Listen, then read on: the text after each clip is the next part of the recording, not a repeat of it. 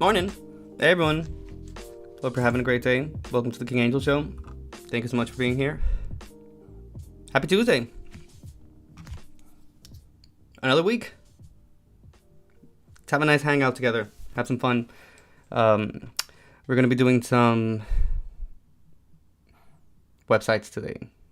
Check out the news. See what's going on in the world. I have a few websites open. We'll do some of the ones that we normally do here on the King Angel Show. We'll do All That's Interesting.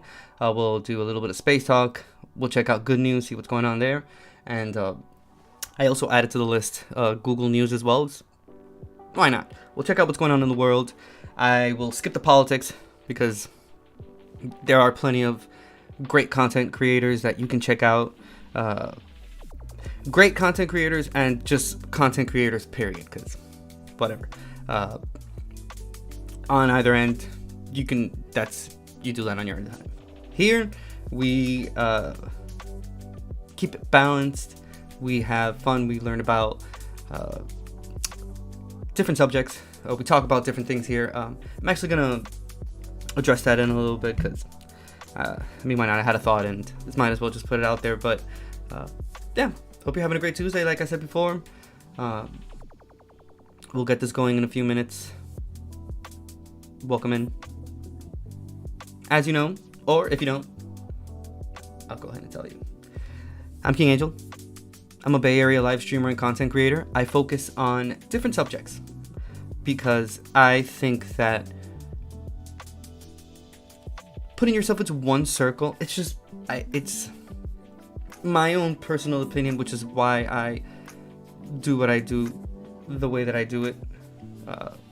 It's just I want to keep everything interesting.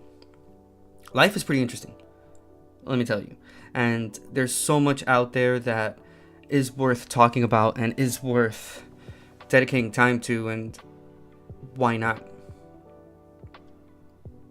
Shout out to all those other, excellent live streamers and content creators that focus on one subject and are able to create that niche revolving around it. I personally would like it to be sorry, I'm opening chat. I apologize. I wanted to have a bit more variety. I don't want sorry. Opening chat, just give me 1 second. Let me pop this out.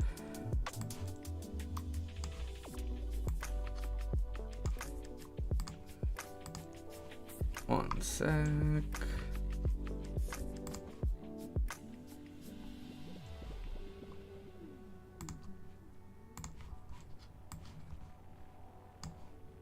Sweet.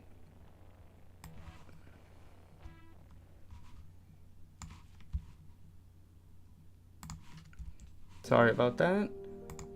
Just 1 sec. I should have had this already open, but YouTube chat only lets me open it once the live stream starts, so here we are. Hope you're enjoying that music too. You know how much I love chill hop. If you've been here before, you know most likely you're probably gonna hear this because I really love lo-fi. That's what's up. But going back to what I was saying before, I'm trying to improve as much as possible. Of course, as a content creator, as a live streamer, reading. I am taking courses and whatnot, doing a little bit of everything. But I don't want, like I said, I don't want to put myself, like I said before, into a circle that then you can't really do anything but that, which is fine, and more power to the people that do it. And again, there's awesome content creators out there that focus on specific subjects and topics, and they create their whole persona revolving around that, and it's admirable. I absolutely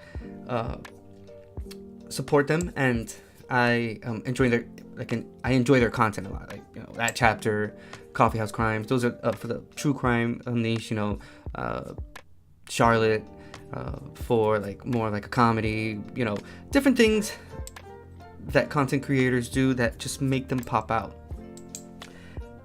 Yet, I don't know, with me specifically, I can see it from afar and admire it, but I just don't want that for myself, I guess. It's not that it's scattered, it's that I just enjoy so many things. And you only have one life, but you only get one shot at this, so why not talk about other things? Like, why not include other things that you're interested in? Like, I love true crime, but I also like learning. I love science. I love comedy. I love reading things. I like fun facts, but sometimes I also like to learn about more serious things, you know. And the way I envision it is doing it all together, because that's again, and I've said it before here if you've seen my show before, it's the engagement, it's that communication, it's the chat and talk and back and forth, and I envision my community being filled with people with just ideas, and great minds come together with different ideas and just talking about it. And, you know, different topics that we cover on the show: true crime, culture, music, art, history, mythology. I mean, come on, they're all really interesting topics. It's like, why wouldn't I want to talk about those things? Again, I say this mostly because I've been thinking about this, and yeah, I can kind of see where someone can say that maybe what I do is, or my channel is a little bit, or not a little bit, it's like scattered when it comes to the topics. And my response to that is, yeah, it's intentional. That is exactly. So the fact that you noticed it makes it even better for me, because now I understand that what I'm trying to put out there, you can actually notice it, and that it is, yeah, it's different things. One video can be about true crime, one live stream can be about true crime, while the next one is a completely different subject that has nothing to do with it. And then the next one could be creating something on Illustrator. The next one can be I'm talking about live streams. Next one could be knowledge is power. We learn something. We go down that rabbit hole of learning different things and whatnot. That's it right there. That's the essence. That is weird, but that is the niche I'm trying to create. I'm trying to create an anti-niche.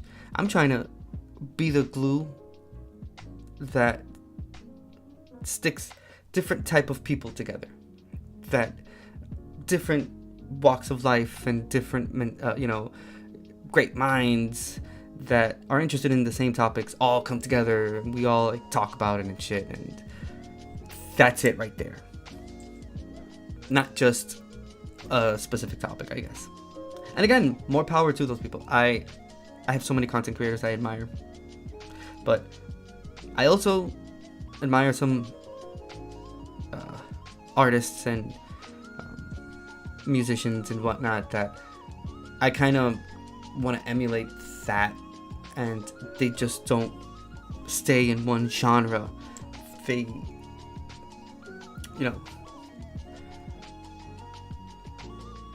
kind of take little inspirations from different ones, and that's kind of what that's it. But I apply that to myself when it comes to the topics and how interesting they are and how I want to keep it different. I want it to be like you kind of never know what to expect here, but you do know as well. That's awesome. Oh, it's my favorite one because it's my kitty cat. I need to work a little bit more on the smoothness of the green screen because my beard is most definitely it most definitely does not have that green tip to it. Well, yeah, that's just basically it. Again, I'm a King Angel. I host the King Angel Show, which is what you're watching right now. I'm a Bay Area live streamer and content creator. I focus on a wide range of topics. We react, review, and discuss true crime, art, culture, music, movies, mythology, history, science, interesting topics. Dude, everything I just mentioned right now, you can find different types of people that all love those topics, or at least the majority of them. Because I have met people that are interested in like science and whatnot and learning, but they don't like true crime at all. So I guess that's a miss right there. But nonetheless, they're all interesting topics and it's all worth talking about. So that's where we are now. You know where to find me. I'm all across social media, like you can see right here. Where am I pointing correctly? Bam! Join that Discord, King Angel's Entertainment Lounge. It's free. It's public. We can watch movies, album listens. I try to keep it as interesting as possible. So definitely join. You can find that link wherever my information is. Like I said, I'm on TikTok. Please follow me there. I'm trying to go live. If you want to further support me, I have a Patreon. It's $2 a month. It includes a whole bunch of benefits. You get full unedited videos. You get access to private Discord channels that are only for Patreon members. We do multiplayer gaming there, co-op gaming. We have channels that are where I go live only for Patreon members. It's like a private hangout. A little bit of everything. It's a whole bunch of other benefits that you can find wherever the information is.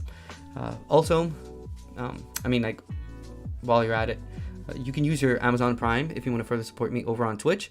I think it's like $3.99. Well, I even forget what the amount of that Prime. Fills my heart and soul every time I see those eyes. You can use your Amazon Prime, like I said before. Sorry, I got a bit of a cuteness overload here with this kitty cat, so I stuttered there a bit. But yeah, other than that, that's all the information about me. I appreciate you being here. Like I always say, your time is very valuable and very precious. And the fact that you're spending time with me here, just hanging out, that means the world to me. And also hearing me read as well and talk about all these weird topics and articles that come up on these websites that are pretty interesting, which is why we're going to be checking out all that's interesting first. We're not gonna do all of them. There's just like 3 or 4 that I saw that were interesting. But then we'll move on to another one. Hopefully they'll have like videos and stuff like that. If it's news, we'll leave it. But if it's like regular videos, I'll mute it because I don't want I don't need that copyright. I've already had enough of those, so I'm trying to avoid that as much as possible. Which is kind of why I've changed the format a bit, and I'm doing obviously things that don't cause copyright problems. If it were up to me, which is why I suggest you joining the Discord, it's a lot easier to kind of do a more personal hangout there where we can actually watch things and not have to worry about, because it's streaming, it's not recorded or anything, so I don't have to worry about that shit. So join that Discord, King Angel's Entertainment Lounge, and yeah, I go live there as well. Watch what's up. So yeah, we'll start off with this first one, and we'll move on to the other websites. Before I start, just really quickly,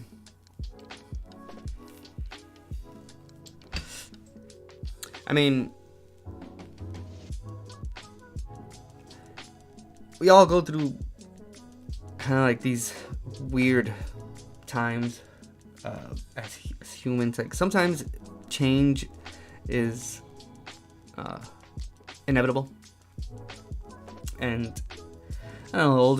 The older I get, the more I realize that while change is extremely necessary, it hurts. Sometimes it's a painful process. You feel overwhelmed and scared, and yeah, kind of feels like everything's falling apart and whatnot. I don't know, maybe it's weird because sometimes I feel like I'm saying it to myself, which I kind of am, but I don't know. Everything's gonna be okay. I don't know if you need to hear this, but everything's gonna be all right. It always is, if you really think about it. I mean, if you made it this far, I think it'll be okay. I know it'll be okay. It does seem dark sometimes, though. It's crazy, because, dude, daily life can drain the fuck out of you. And, yeah, sometimes having to look for that energy to be able to do things, it's hard enough as it is. But then you have to deal with shit in, your daily life that it's overwhelming. And it can get really overwhelming at times. But, I don't know. I think it'll be okay. You just have to keep pushing forward. I guess when you're down, there's nowhere else to go but up, so at least you have that to look forward to. And yeah, I don't know, maybe I am saying it to myself. Because if you think about it, it's just, I'm looking into a camera, but I can still see my reflection on said camera, so maybe I am saying it to myself. Which is, I guess, good advice. I don't know, life's weird, dude. It's so weird. Sometimes I picture life as Colin Robinson from What We Do in the Shadows. If you haven't seen the show, it's probably one of the best shows I've seen. It's hilarious, but Colin Robinson is a different type of vampire. They're vampires. He doesn't feed off of blood. He feeds off of negativity and anxiety and all that. So when he's in a group of people that are for example, he goes into AA, Alcoholic Anonymous, and he just sits there and his eyes glow because he's feeding off of everyone's negative energy because they're all, going through something. It's funny, at times I feel like that's if I were to personify life, sometimes that's what I think it is, because wow, sometimes life sends people your way that suck up your energy. And I'm not saying it so much because of myself, in my position now, but looking back in my life in general, yeah, dude, I have a lot of soul-sucking people. I don't know, the older I get, the more I try to keep that shit away from me, because it's, I don't know, it's no way to live. No way to live, can't do it. Alright, we'll move on. But there are people, dude, that I'm telling you, there's some soul-sucking, energy-sucking people that drain you and just damn. It's crazy. Nonetheless, it'll be okay. Everything's gonna be okay. Everything's gonna be more than okay. It's gonna be alright. It's gonna be great. If you made it this far, here's a little applause to you. Proud of you. Alright, this light's bothering me, so I'm gonna do this. That way it'll be a little better, a little more comfy for me. As always, the world's most interesting news articles from all that's interesting.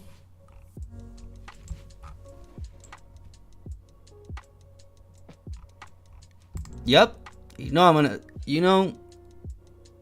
well I'm gonna click on this. So scientists filmed the deepest swimming fish ever discovered in the Izu Ogasawara Trench near Japan. Come on. Yeah.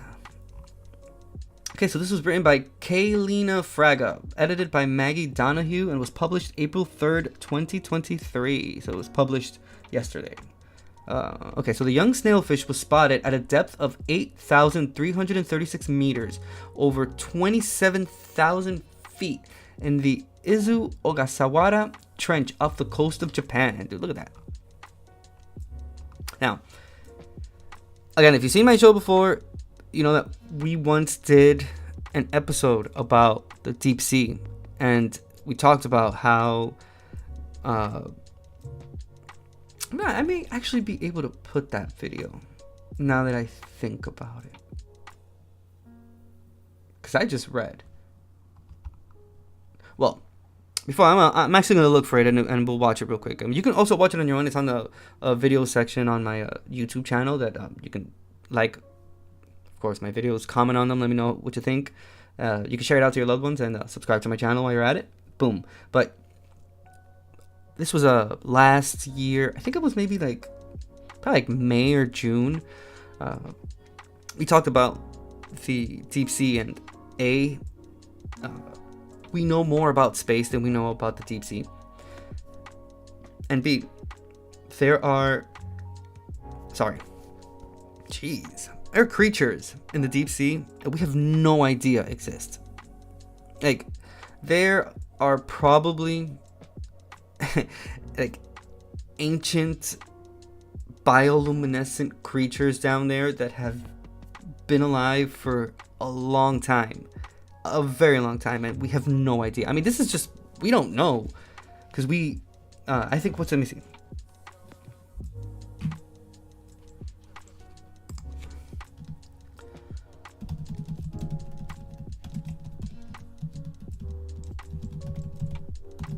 Okay, so what's the deepest ocean we've discovered? So the deepest part of the ocean is called the Challenger Deep and is located beneath the Western Pacific Ocean in the southern end of the Mariana Trench.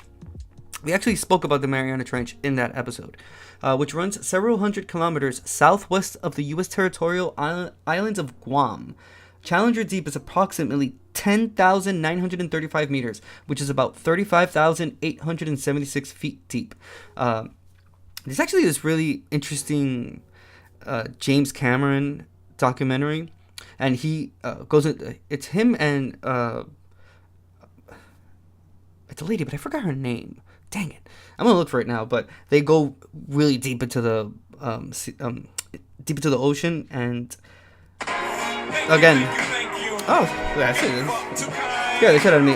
Meek Spice, and thank you so much for that follow. I really appreciate it.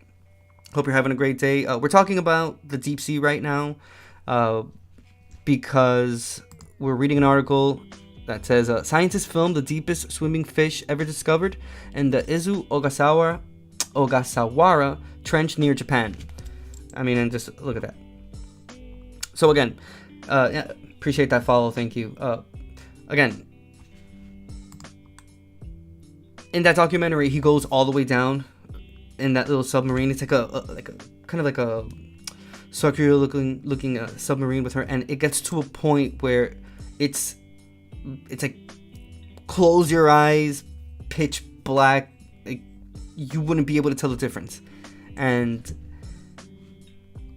if you really think about it, because the deep sea hasn't been discovered in that, like, as much as, like I said before, space, imagine everything that's like down there past that point where James Cameron gets to, because I think that he only, let me see,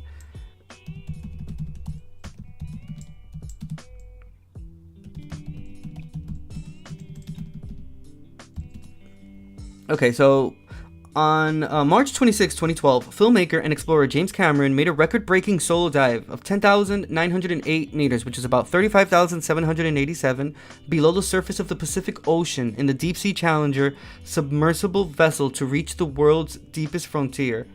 I hear we're going to research Europa's ocean soon.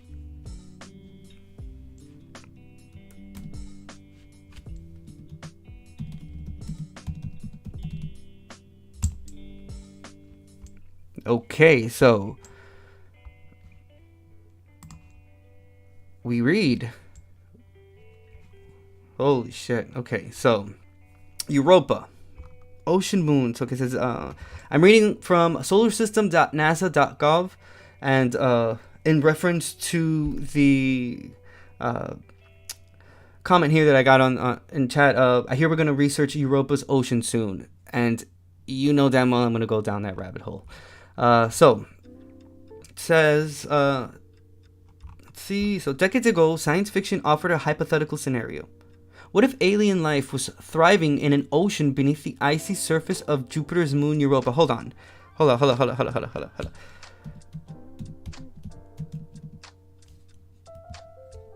Is this in reference to? Is this? Because it is. That's where they go. Europa Report. Love this movie. Don't know if you've actually seen this movie before. I highly recommend, especially the end of the movie. It's awesome.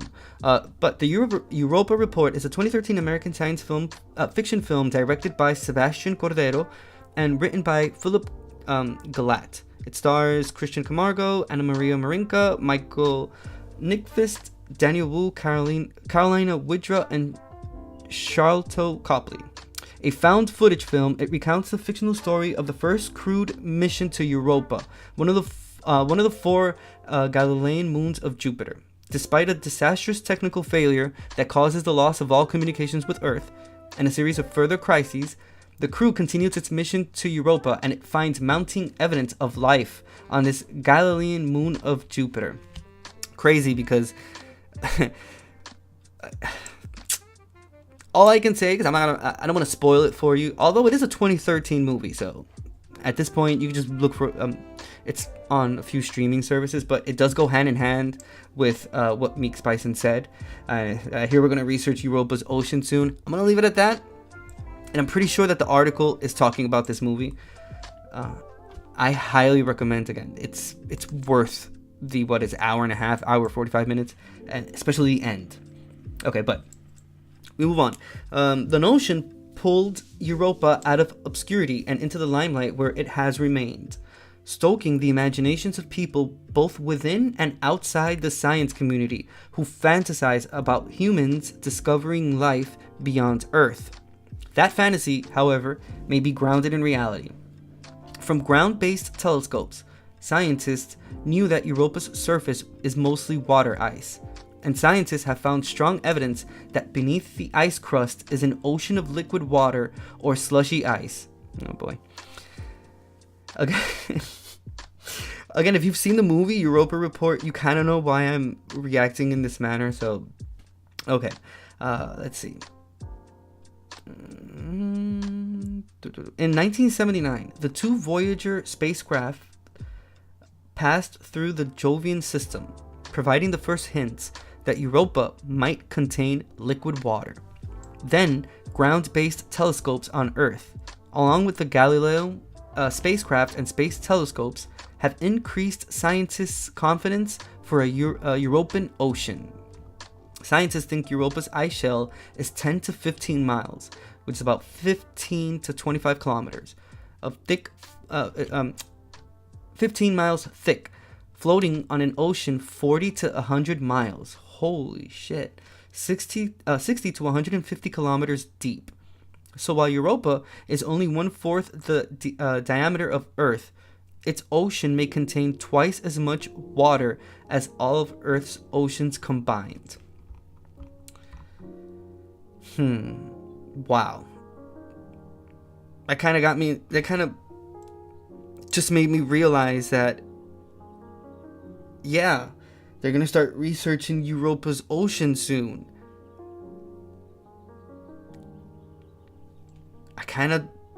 Damn, are they going to start extracting minerals and stuff like that? They're going to exploit Europa for profit and benefit, aren't they?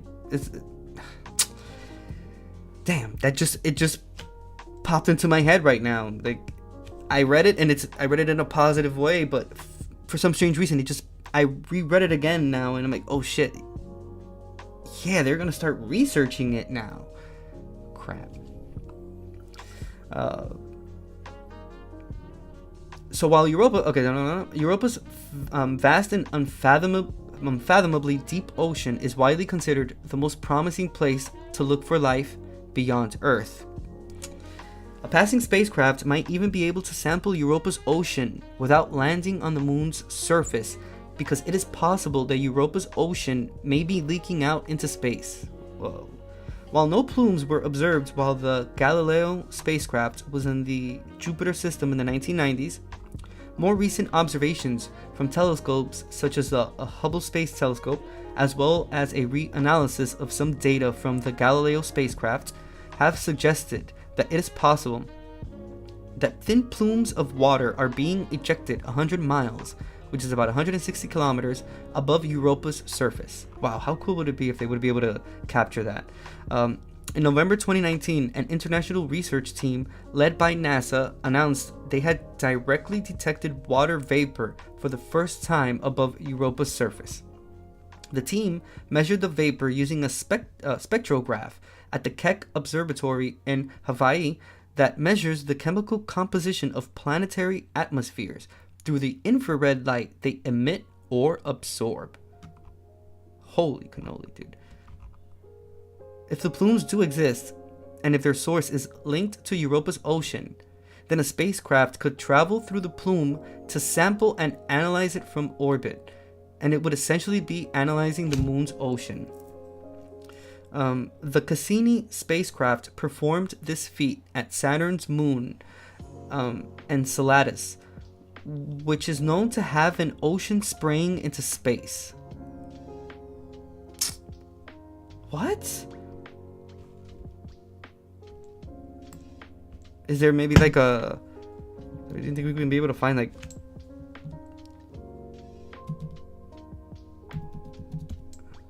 anything? Like, maybe there's like a weird image that we can see. Okay, so this is kind of how it is.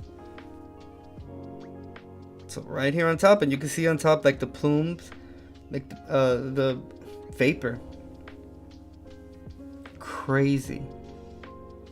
Wow, dude. Human technology, bro. Like in advancements. Like, look how far we've gotten, and we just keep going further and further and further. While I'm not 100% sure if it's for our benefit or our detriment. Because if you've seen that movie, Don't Look Up, it's for sure for our detriment. But I mean, I'm glad that it's being researched, but I just hope I know it's not going to be that way, but I hope it's just research to be able to have better answers about maybe questions that we have of other planets and whatnot, and not the end goal of exploiting these planets for our own personal gain. Which, again, the actual sentence in and of itself is just like fucking weird to say. I feel like I'm in a sci-fi movie saying that, but it's real life. Is this the real life, or is this just fantasy? Okay, so cheers.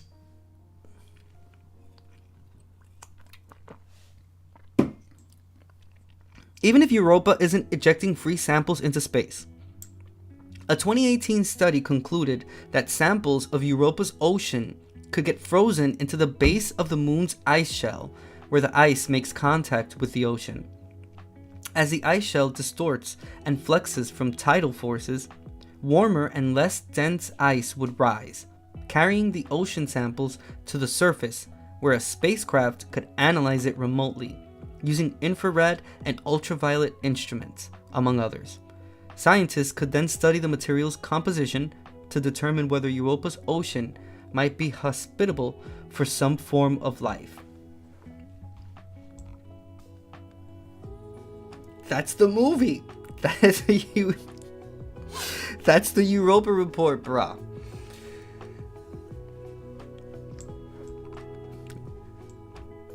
Doesn't end very well. It does not end very well. I'm not gonna say much other than that. It does not end well for them.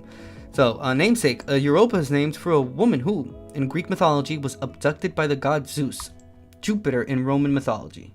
Can we see the 3D model? Whoa.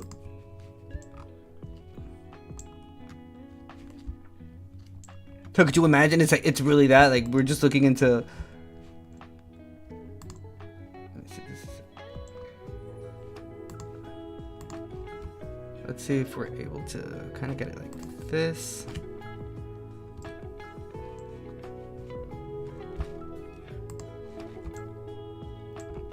Well, nothing there. Potential for life. Jeez. Yeah, they're gonna do it. Life as we know it seems to have three main requirements: liquid water, the appropriate chemical elements, and an energy source. Astrobiologists, scientists who study the origin, evolution, and future of life in the universe, believe Europa has abundant water and the right chemical elements, but an energy source on Europa has been difficult to confirm. On Earth, life forms have been found thriving near subterranean volcanoes, deep sea vents, and other extreme environments. These extremophile life forms give scientists clues about how life may be able to survive beneath Europa's ice shell. Oh boy. If we eventually find some form of life at Europa, or Mars, or Enceladus for that matter, it may look like microbes, or maybe something more complex. If it can be demonstrated that life formed independently in two places around the same star, it would then be reasonable to suspect that life springs up in the universe fairly easily once the necessary ingredients are present, and that life might be found throughout our galaxy and the universe. If life were found at Europa, how might it change your view of the cosmos and our place in it? I don't know about me. I know that there would be plenty of people in this world that would suddenly develop dollar signs as eyes, and that's how they're gonna start looking at things, and it most definitely would not be the best for us. Let's see, is there anything that we can see here? Whoa.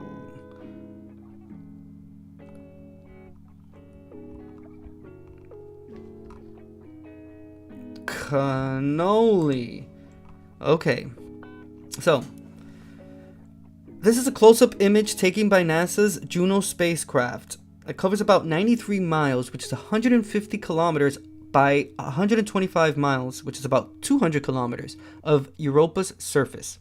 It shows a region crisscrossed with a network of fine grooves and double ridges, pairs of long parallel lines indicating elevated features in the ice. Juno's Stellar Reference Unit, SRU for short, a star camera used to orient the spacecraft, obtained the black and white image during the spacecraft's flyby of Europa on September 29, 2022, at a distance of about 256 miles, which is about 412 kilometers. Whoa. And you can definitely tell, look at it. I mean, you can see the bridges here. You can see how that one goes all the way down. Holy shit, dude. It's crazy. 5 spacecrafts have visited Europa up close, and scientists do regular checkups on the tiny moon with the powerful Hubble Space Telescope. More missions. Is there anything? Oh, nice. They have like. Okay, so more missions are planned. NASA is building a spacecraft called Europa Clipper, and ESA is developing a mission called JUICE. It's a Jupiter Icy Moons Explorer. Most of what we know about Europa comes from several years of orbital observations by the Galileo spacecraft. The moon was first observed up close during the Jupiter flybys of Pioneer 10, Pioneer 11, Voyager 1, and Voyager 2. Europa, one of the first moons discovered beyond Earth, played a crucial role in understanding how our solar system works. So here's some of the explorers. Wow, integration and test engineer. Math. Dude, math was not my subject in school, college. Yeah, so I definitely could not go down the NASA path because yeah, I just couldn't do like math. Yeah, math and me just never went hand in hand. I loved science. I always loved anything that had to do with science, history. I liked literature, maybe not as much, but math was my downfall right there. It was horrible. I especially in college. Woo, dude, I had to take math so many times. The same course. I just stand up and leave because I just couldn't do it. I hated it so much. Let's see.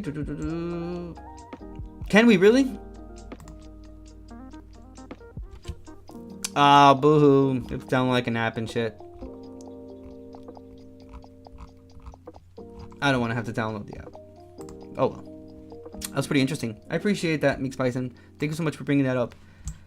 And also reminding me of, like, it led me to remember the movie, Europa Report. So again, if you guys haven't seen it, I highly recommend. It's worth the time. Alright. Is that not where I am now? Yeah, so I don't think I'm going to be able to do it. Alright, so. In the impenetrable darkness of the deep sea, scientists working off the coast of Japan have made an incredible discovery. At a depth almost equal to the height of Mount Everest.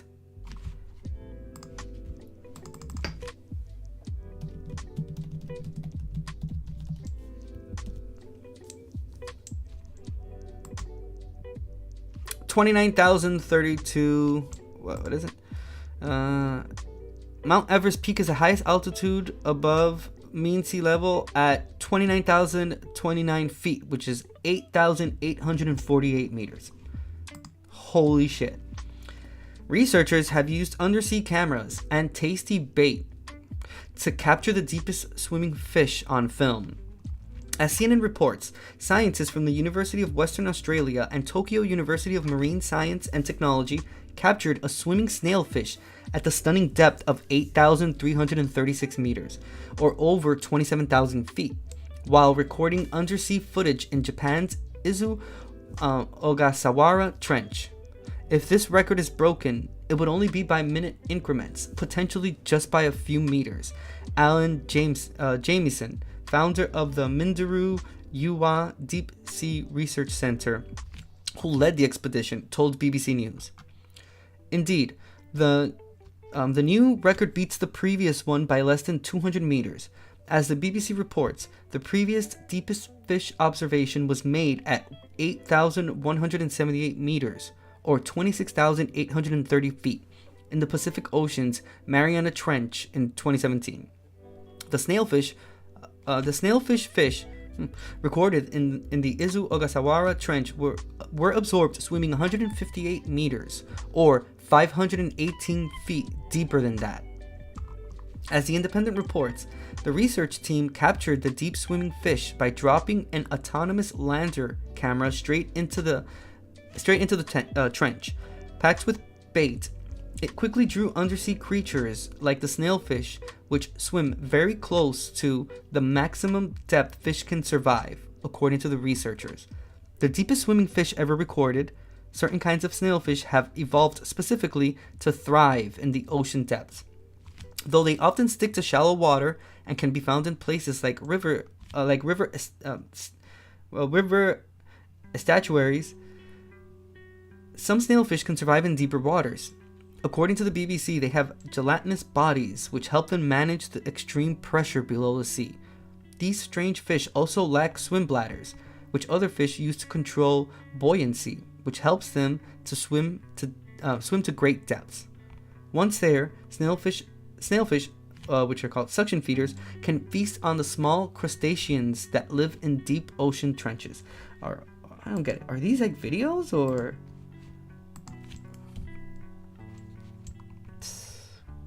Whoa! You were keeping this from me? Holy cannoli, dude, look at that. Ooh. And I wouldn't be surprised if they're bioluminescent. Not at all. It kind of looks like they are. Wow. Holy shit. That is... I mean, like, of course there would be so much inspiration to create all of these sci-fi films all through the history of cinema and TV. I mean, like, how could you not? Look at this. I mean, look at this. This is crazy. Okay.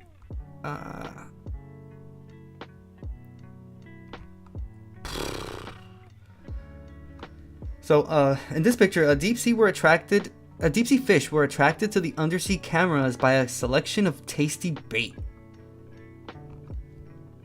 So recording the deepest swimming fish wasn't the only record that the research team established, however.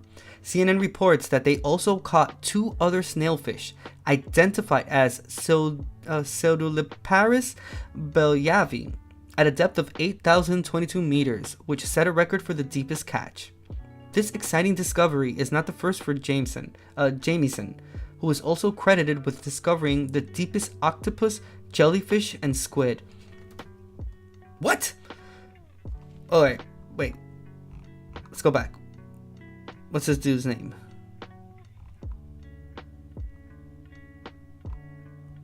Alan Jamieson.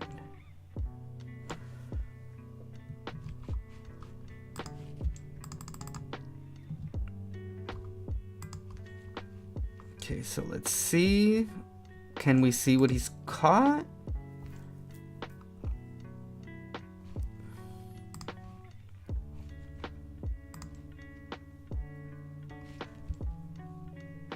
Okay, so I guess he works with the Schmidt Ocean Institute. That's how the website I am at now. SchmidtOcean.org.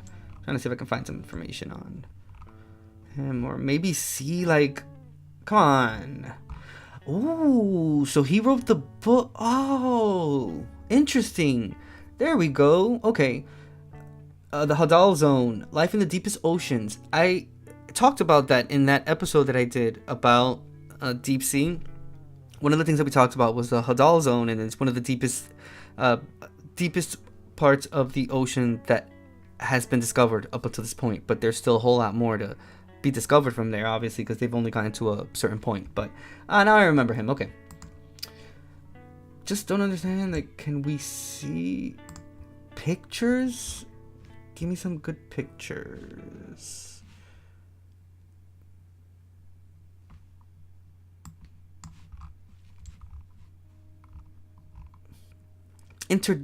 Interdisciplinary investigation of the Pescadero Basin. Oh, wait.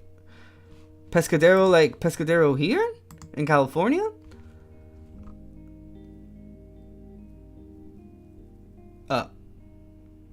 I mean, California forever, that's where I live, so.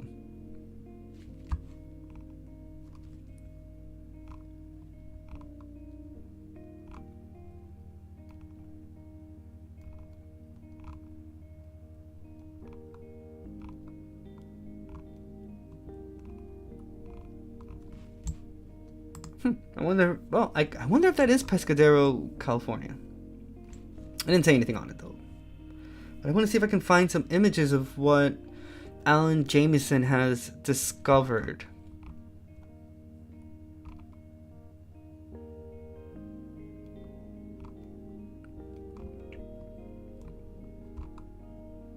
Ningaloo Canyon, illuminating biodiversity of the Ningaloo Canyons, dude. Wow. Okay, let's see what this is all about. It's a pretty heavy website, so I think it's because the images are probably like high quality. You'll see the camera kind of stutter a little bit. I apologize for that. Wow. That is beautiful. Holy cannoli. I mean, wow. I mean, does it have like a description or anything? Would have been great. I would have loved to. Whoa, bruh. How beautiful is that? Like, you would honestly think that that's just like a could well be a photoshopped image, but no, it's not.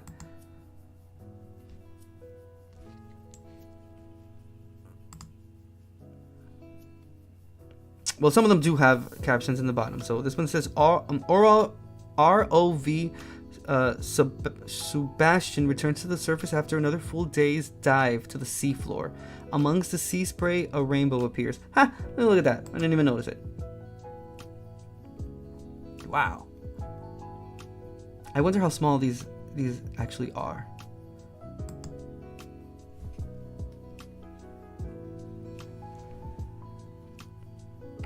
Wow. Dude, I'm even gonna go a little bit.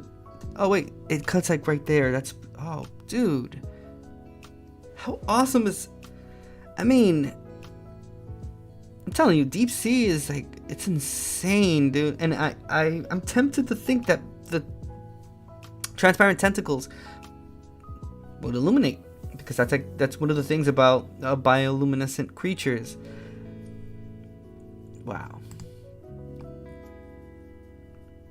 Okay, so this is in Cape Range Canyon off Ningaloo in Western Australia. Wow. Dude, look at that. So it's a rare deep sea hydroid. It's an animal. Okay, so what we're seeing there in the image that we saw previously. Okay, so Branchiosaurantis is a giant hydroid that consists of a single polyp on a long stem living on a sandy bottom. It is a close relative of corals, anemones and sea fans. It is the first time this amazing animal has been filmed and collected in Australian waters. Others have been found elsewhere in the world, including Japan, Ireland, and Norway. In the control room, everyone looks on in amazement. I mean, like, how could you not look in amazement? That shit is awesome.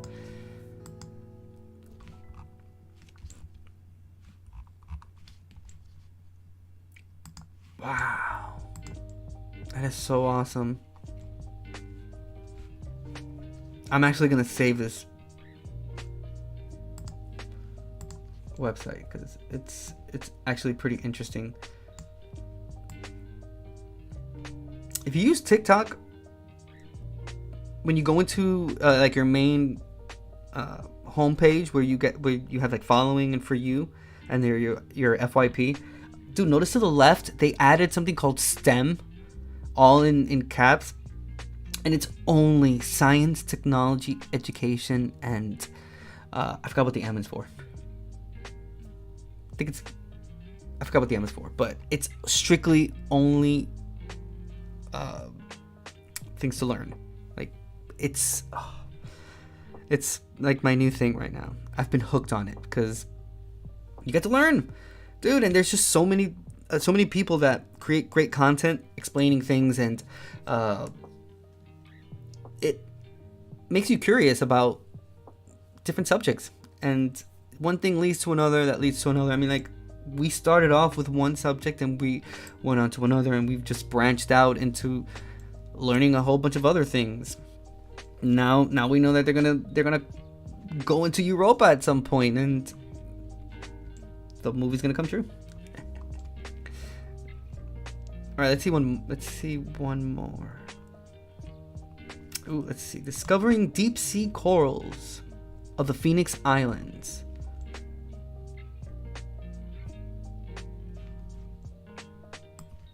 Come on.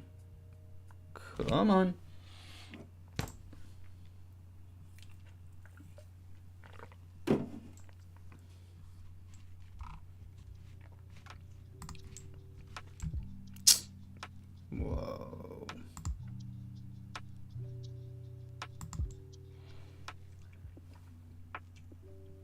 Wow, this is... I mean, if anything, you could say that this is like a CGI or like a really good Photoshop, but it's real. Like, this is actually real. Holy shit.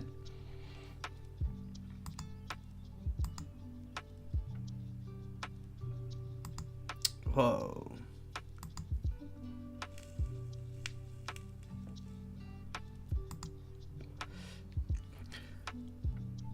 Anna Gauthier and Anamir Tenaba sampled the gut content of a Hippasterus sea star observed predating on a coral to better understand the microbial community that lives inside the animal. Wow.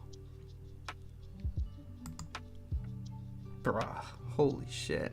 When you see it from the outside, again, I learn these things. I don't know much about any of this, which is why being curious is so important, because you're always wanting to learn something. And again, there's just so much to learn about the world. Life is so interesting.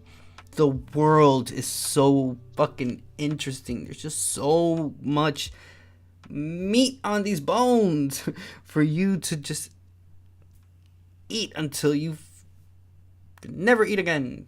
Feel satisfied. Pick a topic in the world. History, dude. Pick a place. Pick a time. And you could go down that rabbit hole. And there's so many things that you could discover and learn about. Come on.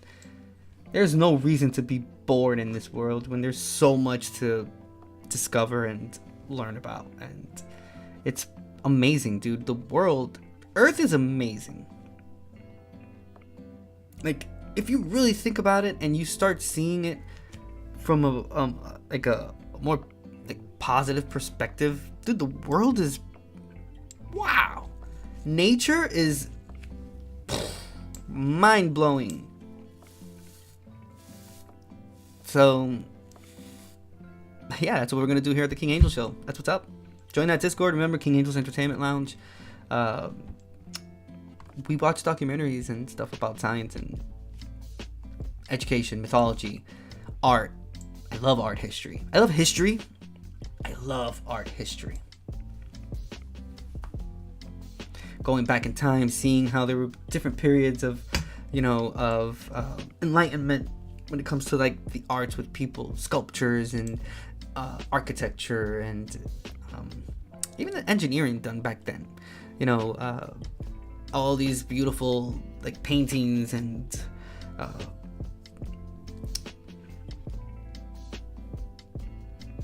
just wall carvings and it's just, I'm fascinated by the subject. That's basically what I'm trying to tell you.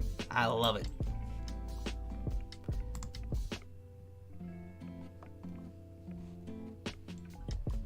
Whoa.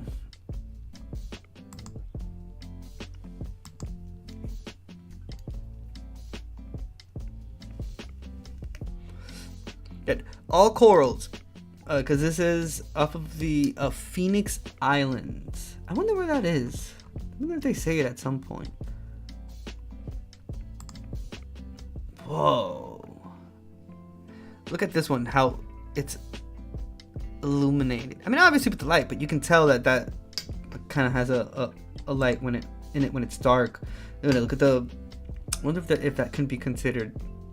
Yeah, it should be from the crab family. I guess. Whoa. A juvenile sea star collected by the ROV Sebastian is now preserved as a voucher specimen for analysis back on shore. It was observed seen eating a coral. This sample will be placed in ethanol for future analysis. Damn.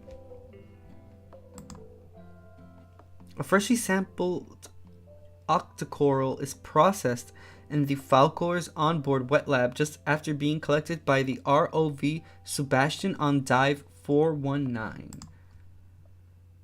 I'm tempted to see this live stream. Okay, whatever. We'll click on it really quickly, but I'll probably just like mute it or something. I hope they don't have like fucking music or some shit like that. Cause that would suck. But I'm curious to see if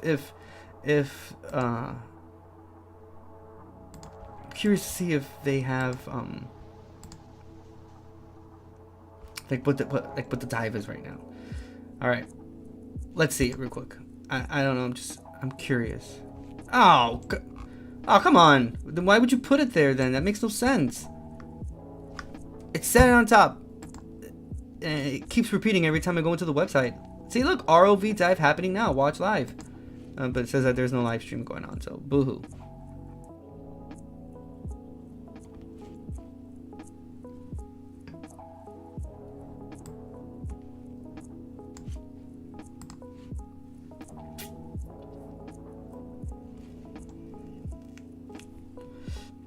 Dang it. It's gonna be hard for me to find specifically what this person has done. Wow, look at these images, dude. Like, holy cannoli, dude.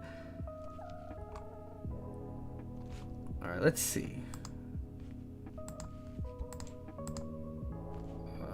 Where is it? Where'd I go? Where'd I go?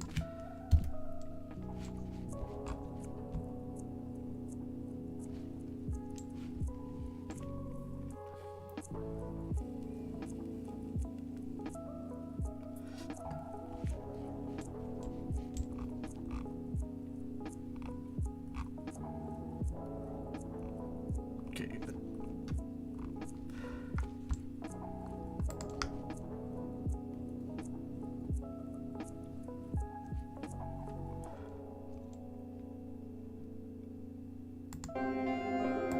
Nope. See, we started off wrong.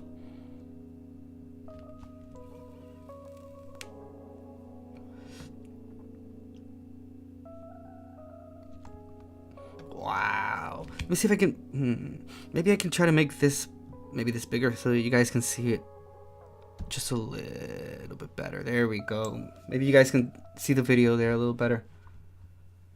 That's beautiful. Holy shit. Sorry, I'm not gonna put the, because I think it's, nope. I refuse to put that crappy music.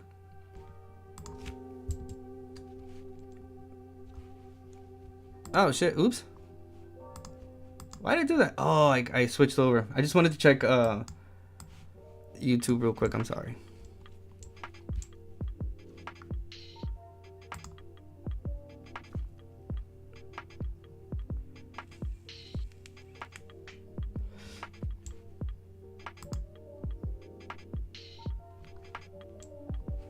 Whoa.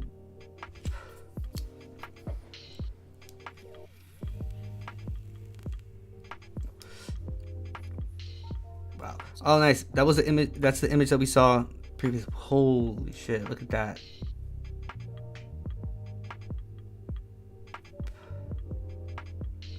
Why? Why would they add that music?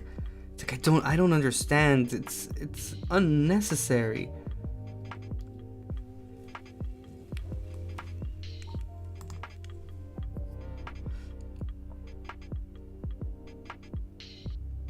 Wow. And this one that we're watching is called A Discovery in Deep Sea Corals of the Phoenix Islands.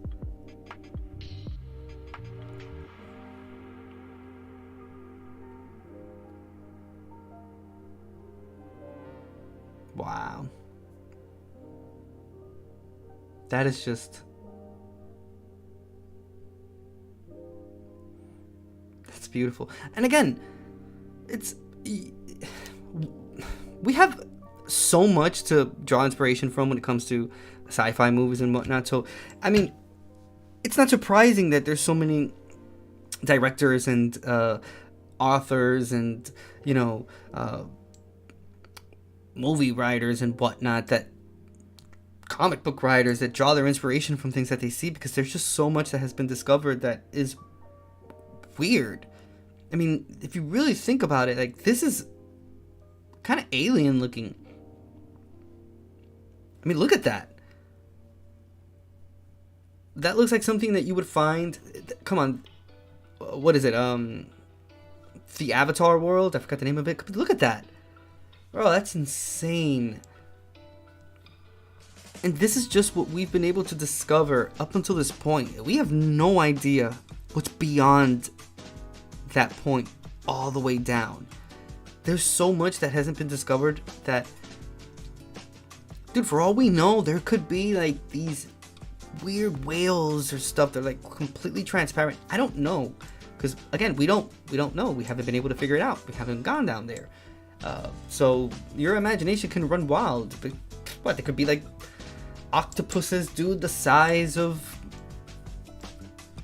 SUVs or trucks or some shit like that. Dude, wow. Holy crap. We'll watch one more. I want to see the bottom one here. This one looks interesting. We'll watch this middle one.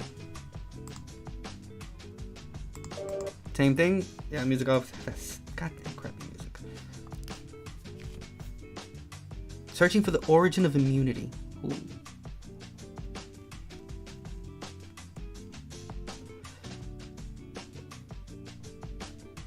Phoenix Island coral.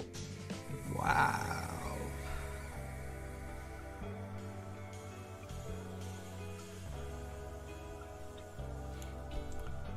Into the Phoenix Islands archipelago. Nope. I would love to hear what this person has to say. You know what we'll do? We'll put the closed caption on.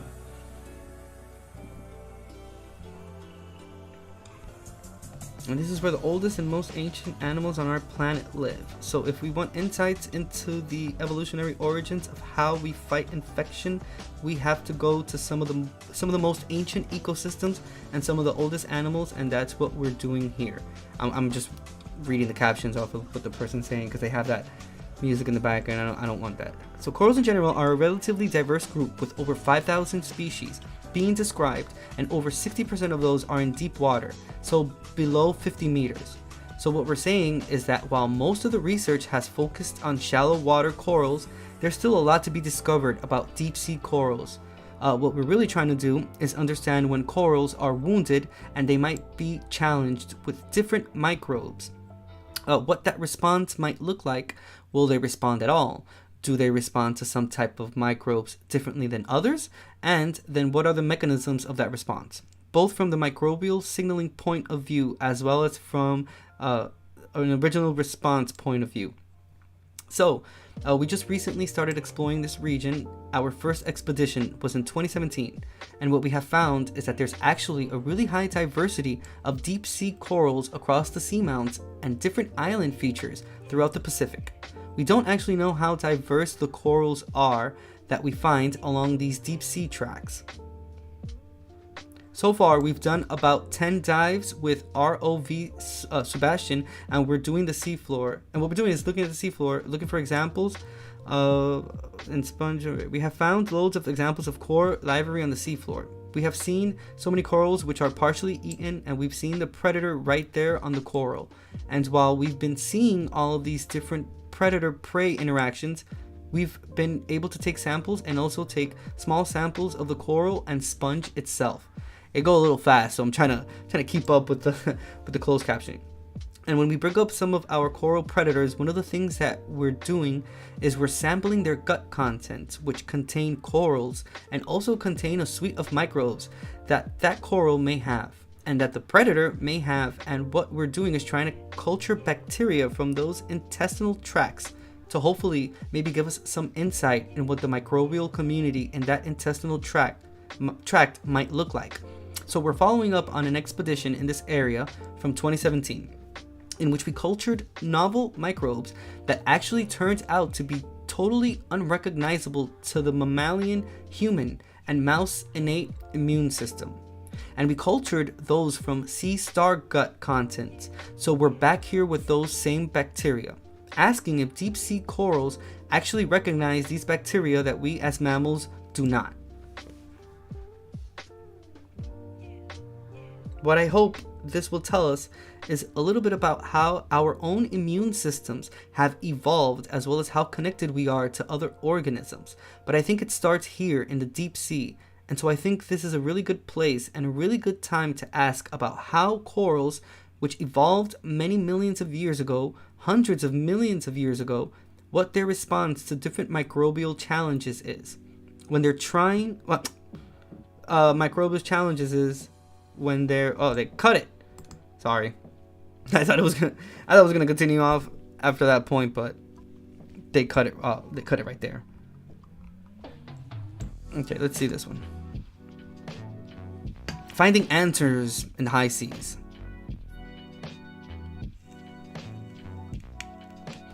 Jack Cousteau said it best when he said, "People protect what they love and love what they know." And here we are, literally in the middle of the Pacific Ocean. There's no one around us, and we don't know what's underneath us.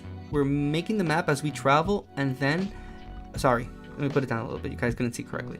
We're picking spots and going down and looking at them for the first time. Again, we're still in Phoenix Island. We're here to really explore the deep sea. We're here to understand some fundamental questions.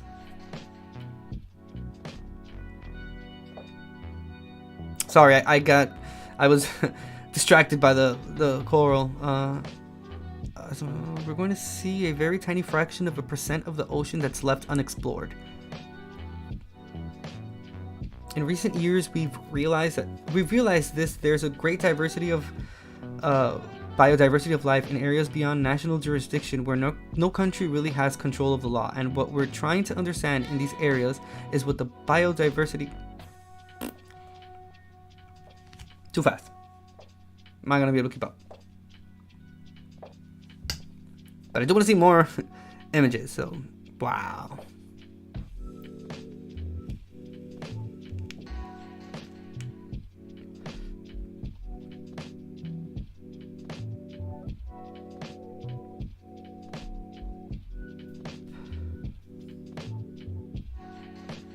The high seas are the last frontier, that they are this last global common space. And as a small area, it's huge. It's like roughly half the planet, and because they're owned by no one, protecting them is really hard. It's there's no mechanism to do that. Legal infrastructure that each country or each the world has, and so for almost 20 years now, people have been talking about protecting the high seas, but it's not that simple to protect. I mean, I can only imagine.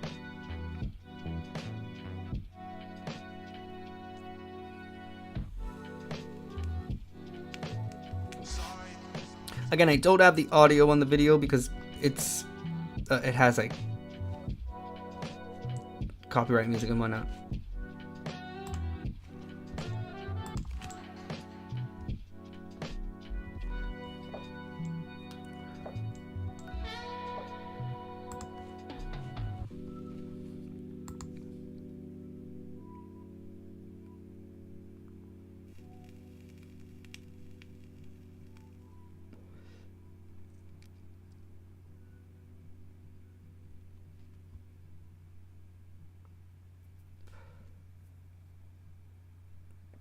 Wow. Dude, look how weird that looks. It's insane. Okay.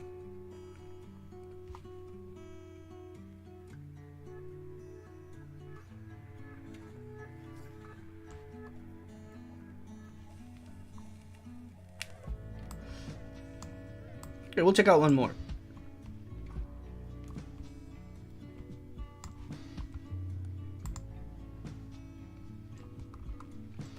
But yeah, I am.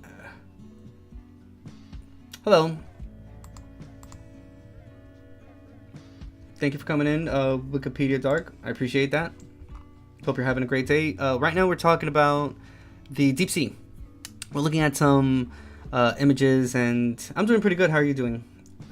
Looking at some images and whatnot of the deep sea and learning about it, and getting a little freaked out about it too. Let's see. So, let's see. Hunting bubbles, understanding plumes of seafloor.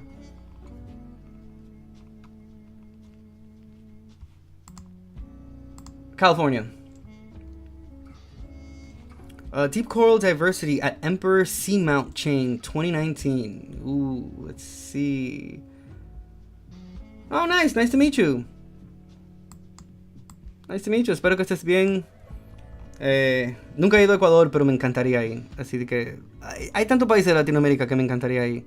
Y Ecuador es uno de ellos. Me encantaría ir a Chile también. Pero sí. He conocido mucha gente buena de Ecuador. Oh, yeah. Actually, cuando estaba en el colegio, una de las primeras novicitas que yo tuve era ecuatoriana. Me acuerdo, diablo, todavía me acuerdo yo de esa muchacha. Hasta la duda del día de hoy. Sí, yo soy dominicano. Yo nací en República Dominicana, pero yo vivo en California. Pero yo soy 100% puro dominicano, un plátano. Pero sí, oye, para que tú veas, yo todavía me acuerdo de esa muchacha. Ahora que ya esté bien. A esta altura del juego todavía. Yo era un muchacho. Qué sé yo, tenía como que algunos 7, 8 años. Y todavía yo me acuerdo de esa muchacha. Pero, claro, tú me puedes hablar en español, en inglés. En esos dos, no me hablen otra cosa que no entiendo después de ahí. Pero sí, claro, papá. Gracias por estar aquí. Espero que estés teniendo un buen día. I'll flip between Spanish and English porque obviamente lo que estoy leyendo aquí está en inglés. Pero sí, hablan español. difícil. Especialmente con todo lo que está pasando ahora. No te voy a decir que es difícil en el sentido de que es que hay mucha inequalidad.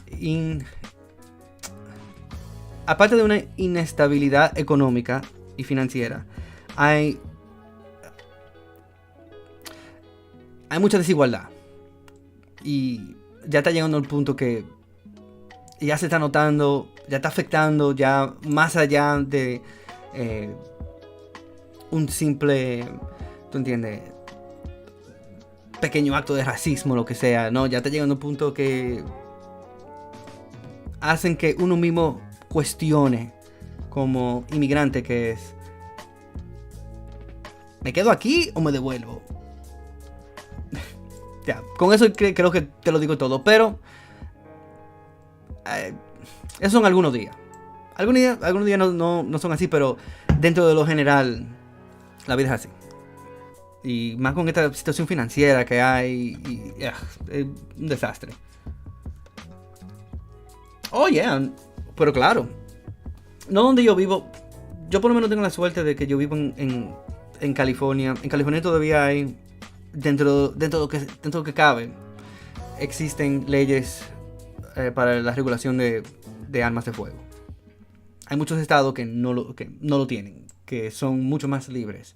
Y desafortunadamente los seres humanos, cuando tienden a tener un poquito de ese poder, se llevan el mundo por delante. Y llevándose el mundo por delante significa lo que tú ves hoy en la noticia. So, de verdad que no se lo están imaginando. Es que realmente hay un problema. No sé. Para ser sincero, yo soy un hombre casado, papá. Hace 2 años. Te digo, no sé, si estás en Ecuador. Estuviste en Chicago. Chicago, súper lindo y toda la vaina, pero no sé. Al final del día uno cuestiona realmente lo que vale, lo importante del mundo. Y no sé si tener que estar aguantando este tipo de disparates realmente es lo que equivale a vivir una vida feliz. O vivir una vida lleno de paz. Eso sí te puedo decir. En comparación con, por ejemplo, mi país, hay más paz y estabilidad mental.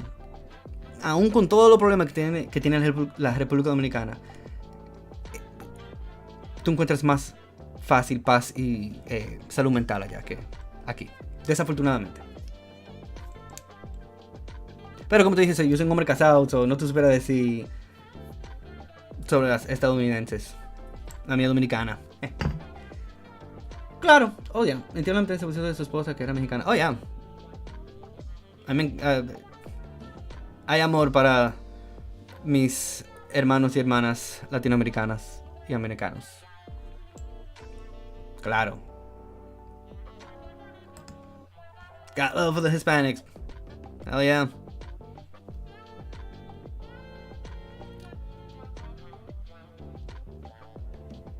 En todos lados hay divorcio. Lo que es caro aquí. Yep. Sometimes the divorce ends up being a lot more expensive than the actual marriage. So, yep. Pero, going back to this part here. Pero, realmente, I appreciate you being here, Wikipedia Dark. Gracias. Yo casi nunca puedo hablar. Casi nunca tengo la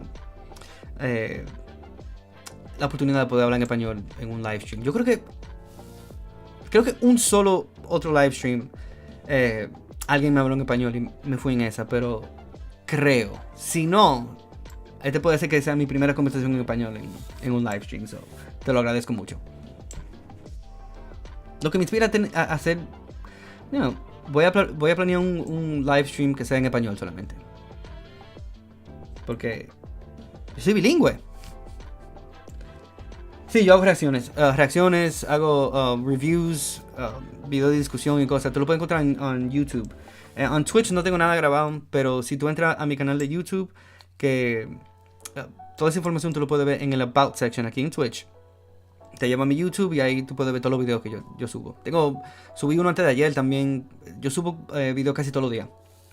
Aparte de los live streams. Claro.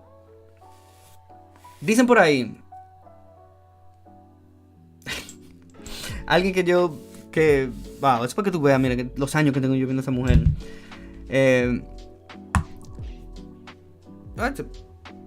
Me desconectó. Mira. Para que tú veas. Dame un segundo.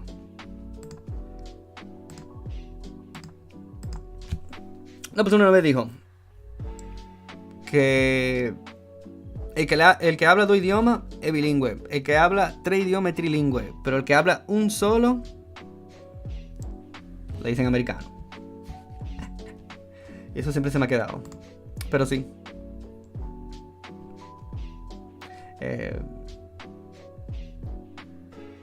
Depende de uno. Y eso donde sea. Esto tú puedes ser allá, puedes aquí, en Ecuador, en Dominican Republic, donde sea. Ahora, de que maybe food here isn't as healthy as other places, eso sí puede ser. Aquí, muchas de las cosas que venden en el supermercado tiene high fructose corn syrup, o tienen químico, o vainas así que sí ayudan a tu engordar más rápido, pero eso tú lo ves donde sea.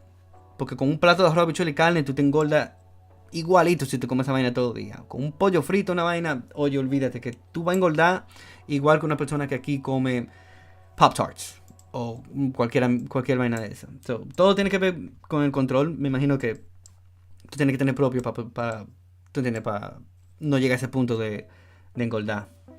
Pero eso tú lo ves en todos lados. El inglés más fácil que aprender el español no es un lenguaje realmente amplio. No lo es.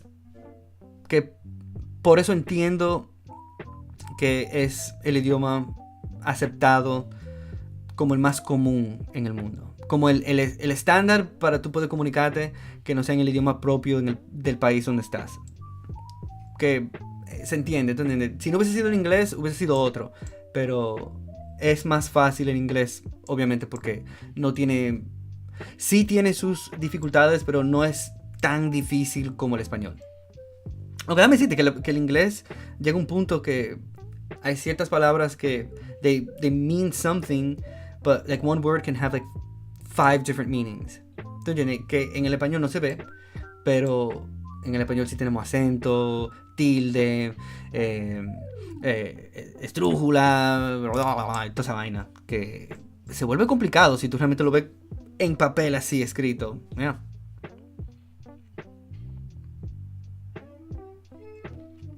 Sí, bastante interesante. Déjame decirte que se supone que el cantonés y el mandarín sí son los dos idiomas más difíciles del mundo.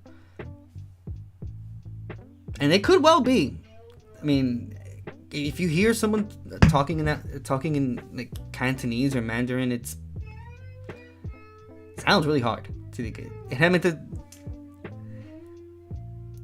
no, es que ni siquiera hay palabras que tú puedes como que hacerle como una asimilación a otra. Oh, mira, esa palabra se parece mucho a esta palabra en el español. Ok, va.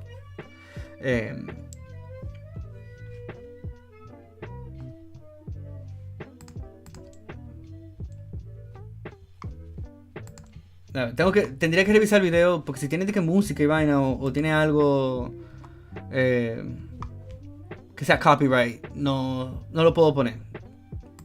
Pero lo que sí puedo hacer es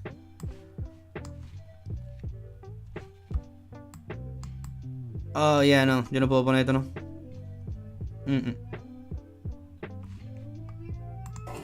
No. Oye, que si me lo tumban de una vez. ¿Qué es lo que pasa? No sé lo que le está pasando a mi cámara.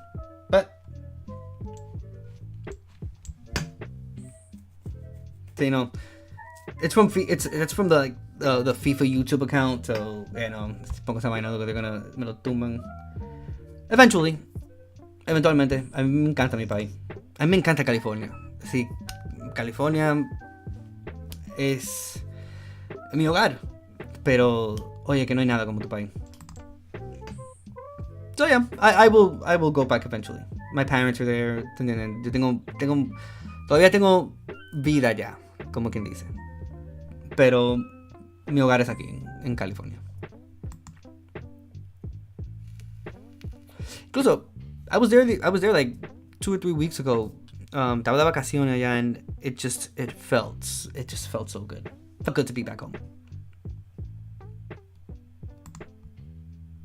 Yeah, look at that. Those corals, that's beautiful. See, we're both Dominican.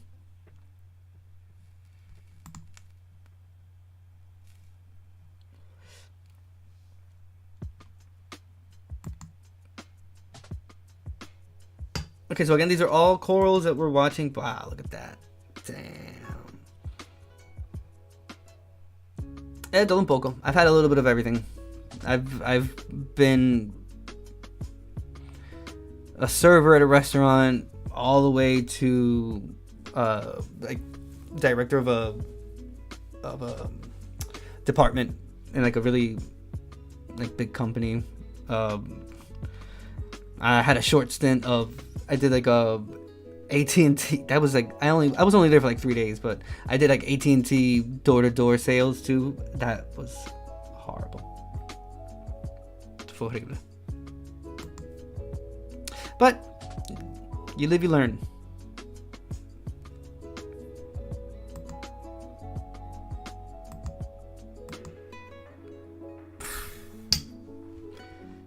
They should really put some descriptions on some of these pictures that are so awesome. Just look at this. Holy shit.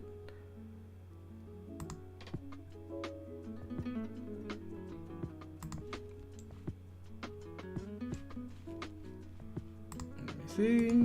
I'll open it. Any window.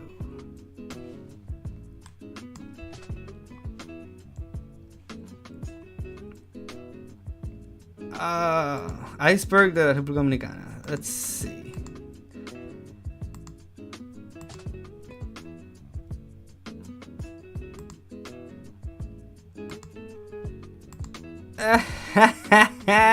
Yeah, hell yeah, I'll watch this shit. No voy a poner aquí, pero yeah, aquí hay mucha vaina que han pasado allá. Oye, increíble que one of the first true crime cases que yo he visto en mi vida fue uno de los casos que pasó allá en República Dominicana, and I'll never forget that. And they actually talk about it here. It's crazy.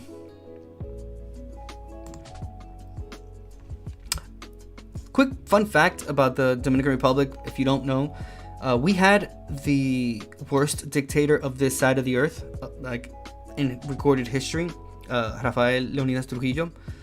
This was back, lo mataron, he died in 1964, 65, and he was in power for 30 years. And one of the things that he did was he killed over 30,000 Haitians. At the border, there's a really good book called Over.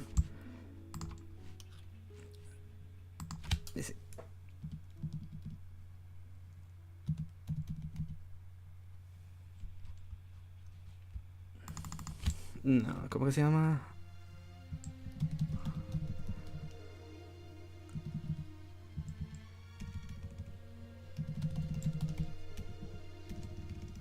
Hold on. ¿Cómo que se llama? Ah, yes. The Parsley Massacre. Now, here's the story of that dictator. So, and what happened, why is it called the Parsley Massacre, which is interesting. So, parsley, the actual, like the greenery, it's said, to be able to say it in Spanish, it's perejil. But this dictator, which was Rafael Leonidas Trujillo, the way that he would, because he was highly, very racist. So what he would do is, in order to be able to distinguish between a Dominican person and someone from Haiti, he would have them say that word. Like, not him, he would have the police and his guards stop people and ask them to say that word. And if they would say it with an accent, he would have them killed. Like, that was that's why it's called the Parsley Massacre. And this is awful. Like, from beginning to end, it's just like one of the worst things that could have ever happened, and it's a stain in like in the history of our country. Nonetheless, it's still history and it still needs to be talked about. But yeah, it's horrible.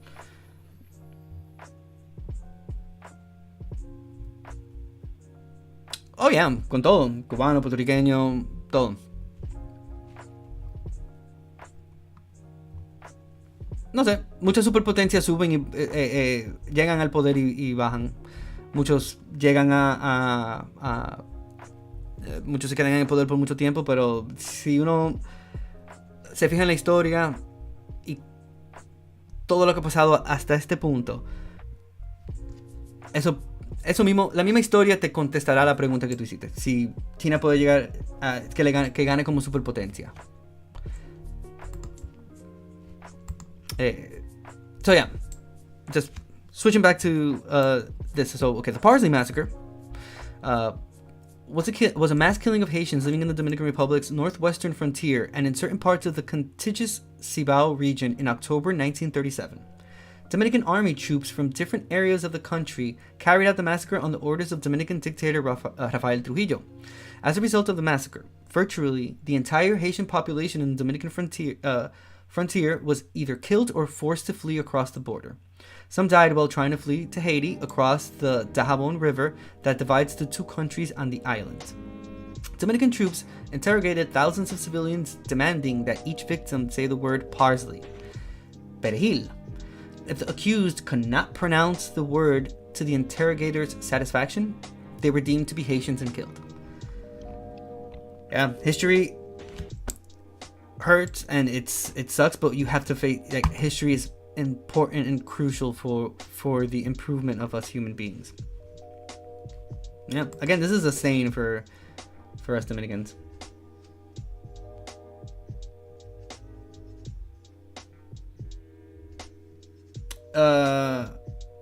Para yo entretenerme, yo juego mucho videojuegos. Y aparte de trabajar, veo mucha serie también. A mí me gusta mucho la ciencia, me gusta mucho la historia, la mitología. Me gustan mucho los temas que tienen que ver con aprender algo. O siempre manteniendo el caco dando vueltas y pensando y analizando y cosas que, como dije anteriormente, hay demasiado tema en el mundo. Muchas cosas interesantes que pasan que vale la pena aprender y leerlo y ser curioso. Oye, la curiosidad no debe de morir nunca. Y eso, no sé, así pienso. En eso me entretengo ahí, siempre tratando de encontrar algo nuevo. Okay, so we already did this one, so I'll just move on to this other one. El coco. Yeah, uno dice el coco también, pero a veces uno dice caco. Alright, let's see if there's anything on this Good News Network. Déjame ver.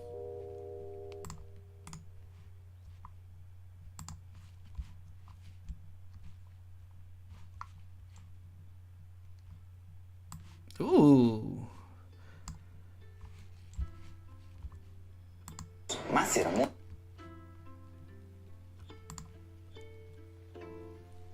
Tendencia. Oh, me encanta. Yes. La historia de la República Dominicana en 15 minutos. Love it. Muchísimas gracias por compartir tu video. El otro sí yo lo había visto, el que tú habías compartido antes. Yo creo que he visto como parte de eso.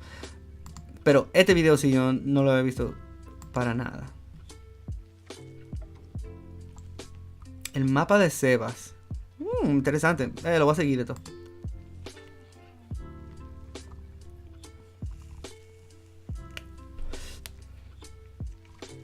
Wow, quizá el próximo lo que haga es que yo lo haga de República Dominicana y habla un poquito del país.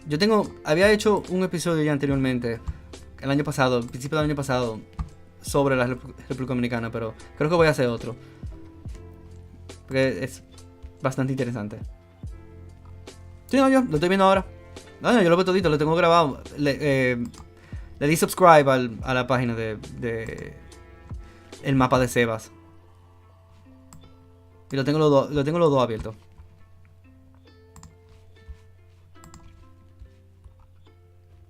Claro que lo voy a ver. Oh, ya.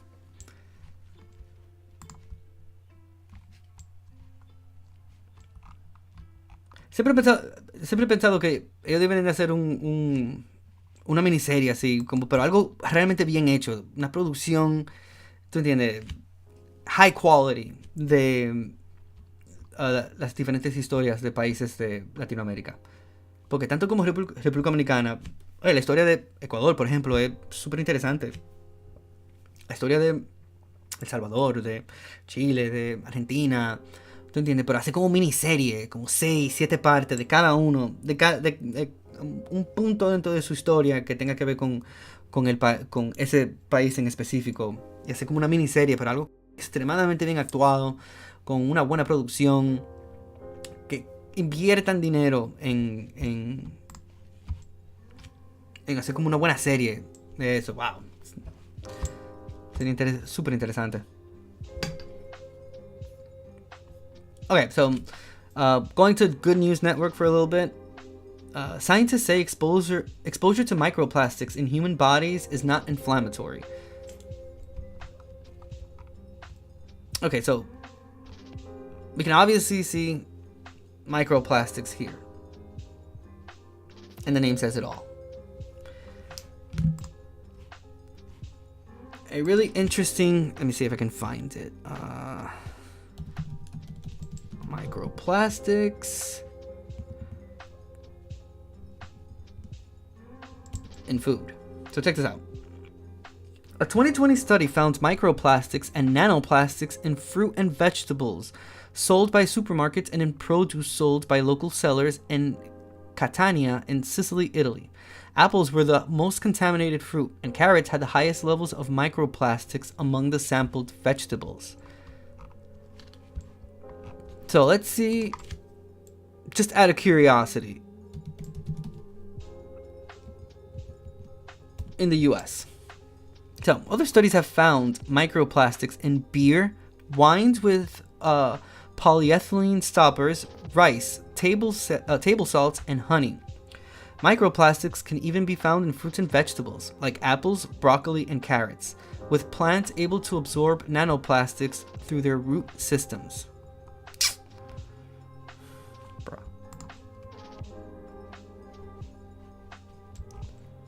So, this article is called "How Much Microplastic Am I Eating? And is there any way to avoid it?" So here's what you need to know about microplastics in our food chain.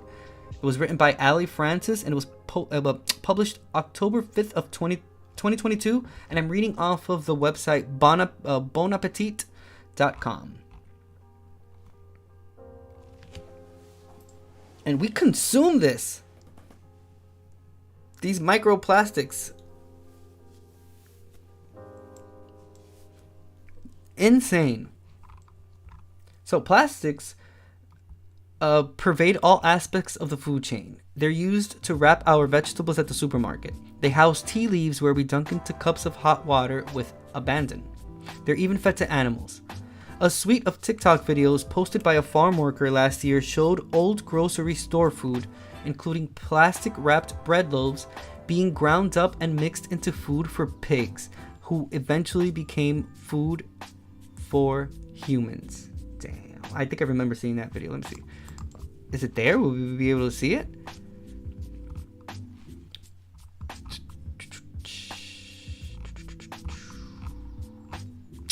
But they didn't put the TikTok video. June began posting stomach-turning TikTok videos. Oh, shit. Okay, so...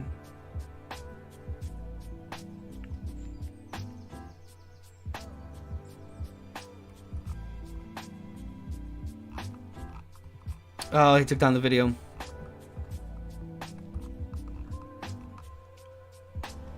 So basically, they ground up everything, including the plastic, and they just feed it to the pigs.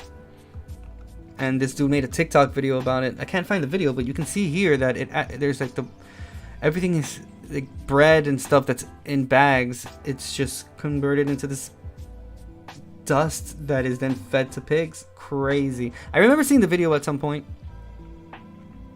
So I don't get, like, it's just so crazy to me. The things human beings do. So since its invention in the early 1900s, synthetic plastic production has grown exponentially. We made 1.7 million tons in 1950 and now manufacture more than 400 million tons annually. In shipments alone, the plastics industry generated over 600 billion in 2021. Remember, for the people in the back, when you buy bottled water, you're not paying for the water, you're paying for the plastic. Just throwing that out there. And shoppers around the world buy 1 million plastic bottles every minute and use 5 trillion plastic grocery bags every year. Jeez. What makes the material so commercially attractive is also what makes it so concerning for human and environmental health. Plastics are light, pliable, and designed to last. Something like a single-use water bottle will break down into smaller and smaller fragments, what are known as microplastics, but likely won't fully decompose for around 450 years, if ever. That means the very first pieces of plastic ever manufactured are still somewhere on this planet, says Sherry Mason, PhD, Director of Sustainability at Pennsylvania State University. Microplastic waste is now so ubiquitous that snow in the Arctic and dust in remote deserts both carry substantial amounts. And even smaller nanoplastics are suspended in the air we breathe, floating in the oceans we fish, and found inside the fruits, vegetables, and packaged goods we eat. Research is still inconclusive about how these particles are impacting people and the planet, but experts aren't optimistic. Jeez. So we already know what microplastics are. The term refers to any piece of plastic that is smaller than 5 millimeters, says Mason. Nanoplastics, a subcategory of microplastics, are even smaller, less than a micron and invisible to the human eye. Primary microplastics are those intentionally manufactured in the small size range for commercial uses, like glitter or those tiny beads in exfoliating face wash, which are now banned. Secondary microplastics are formed when larger pieces break down after being exposed to the elements, like waves, wind, or sunlight for an extended period of time. So, which foods contain microplastics? They're in everything you eat or drink. But the largest dietary source of microplastics can be found in drinking water. Great. Basically, what we need to survive. So one 2018 study by Mason and her team discovered plastic particles in 93% of bottled water samples. Another from the year before found 83% of tap water samples from around the world contained microplastics. The United States was the worst off, with 94% rate of tap water contamination. Human plastic waste can also be found throughout the marine environment. It's present on a macro level, in the form of huge churning trash heaps in remote parts of the ocean, and as particulate matter emmed into the ocean floor, but also more acutely in the flesh of many species of fish, like mackerel and anchovies, and mollusks.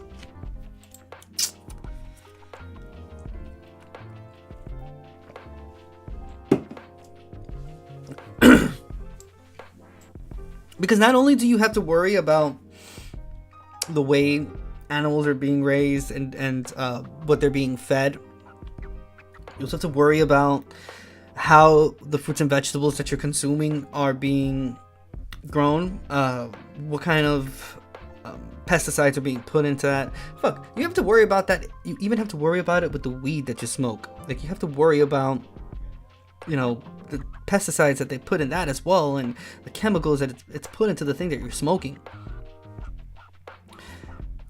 So you have to worry about all these things, and on top of that, you also have to add microplastics into the whole situation. That's insane. So how much plastic are we ingesting? Some scientists have estimated the average person might eat 5 grams of microplastics in a week. About the weight of a credit card. Bro, no wonder there's so many people with stomach issues. Another study breaks that down to up to 52,000 particles annually from various food sources.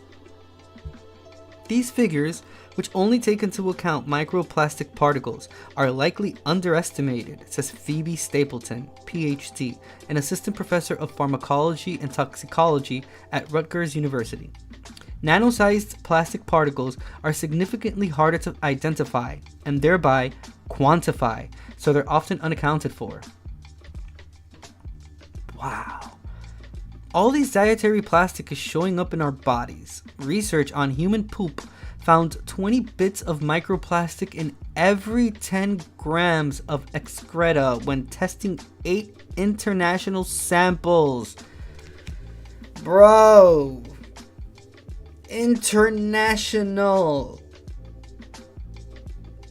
What are we doing to ourselves? So it's not only from a specific country. They did it to 8 international samples and they all had microplastics in their poop.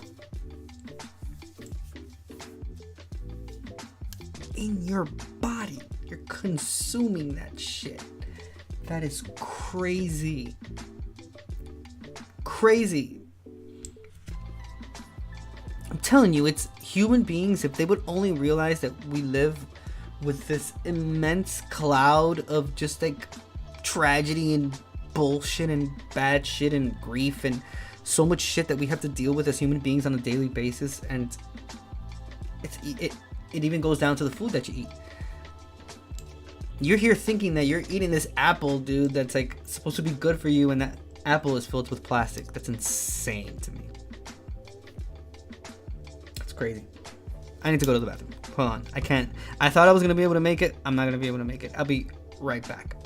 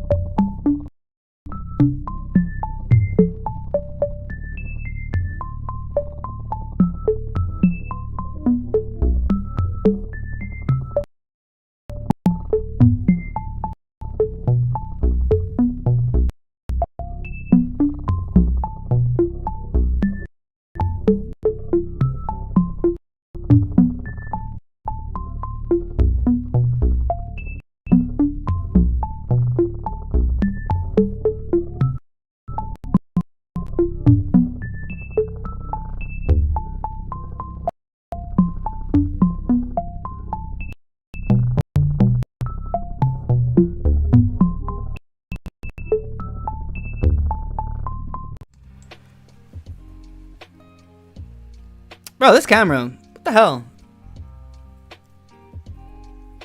I wonder if it's because... Whatever. I'm back. Yeah, I definitely need to go to the bathroom. De un prontico. El viernes 7 de abril. Sí. Para ese episodio que voy a hacer en la mañana, como es Knowledge is Power, ya que esta persona, Wikipedia Dark, entró y es de Ecuador, me interesa saber más de ese país. So, el viernes lo que vamos a hacer es que lo vamos a hacer en español y lo vamos a dedicar a conocer más sobre Ecuador, su cultura, historia, música. A ver si puede que yo que encuentre algunos videos que podamos ver la ciudad en sí, diferentes ciudades que tengan en Ecuador y cosas. No sé, me encantaría poder aprender más, aprender mucho más sobre el país. So, eso es lo que vamos a hacer el viernes, a dedicarlo a conocer sobre Ecuador. So Friday we're going to dedicate it to learning about Ecuador, because we had a viewer that came in and has been chatting with me, and I love the engagement. He's from Ecuador, and I would love to know more about Ecuador's history, culture, music, the whole shebang bang. So we're gonna do it on Friday. We'll dedicate that whole Knowledge is Power episode to learning about Ecuador. So subscribe to my YouTube channel. Follow me over on Twitch.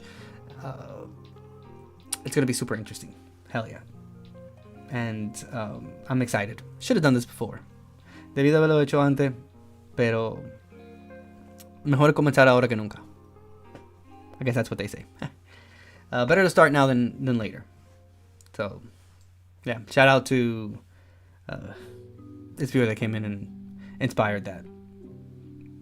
Okay, so we're still talking about microplastics and how awful it is, and how we're consuming these microplastics on a pretty big scale if you really think about it, because the average person is eating 5 grams of microplastics in a week, and that's about the weight of a credit card. You're ingesting that, and there's obvious microplastic found in poop. That's not very good. Listen to this. In a study on pregnant rats, Stapleton and her team discovered that plastic nanoparticles inhaled by mothers were translocated to the fetus and placenta within 24 hours of exposure. And microplastics have also been discovered in human lung, liver, spleen, and kidney tissue. How does plastic accumulate in and travel through human and animal flesh? We aren't sure yet, says Stapleton. Maybe through the blood? Who knows? What risks does this pose to human health? Shit. While it's still not clear how these particles are affecting human health, Mason says this much plastic exposure is probably not good. I think it's fairly safe to say that your body doesn't know what to do with it, she says. It's going to treat it as a foreign substance in some way, shape, or form. And so that could lead to a whole suite of different outcomes. Various studies back this up. Inhaling airborne microplastic fibers has been shown to cause respiratory inflammation in some people. Research on fish who ingested microplastics found evidence of neurotoxicity, chemical or substance-induced alterations to the nervous system, and oxidative damage, which is cell and tissue damage caused by an imbalance of free radicals and antioxidants in the body.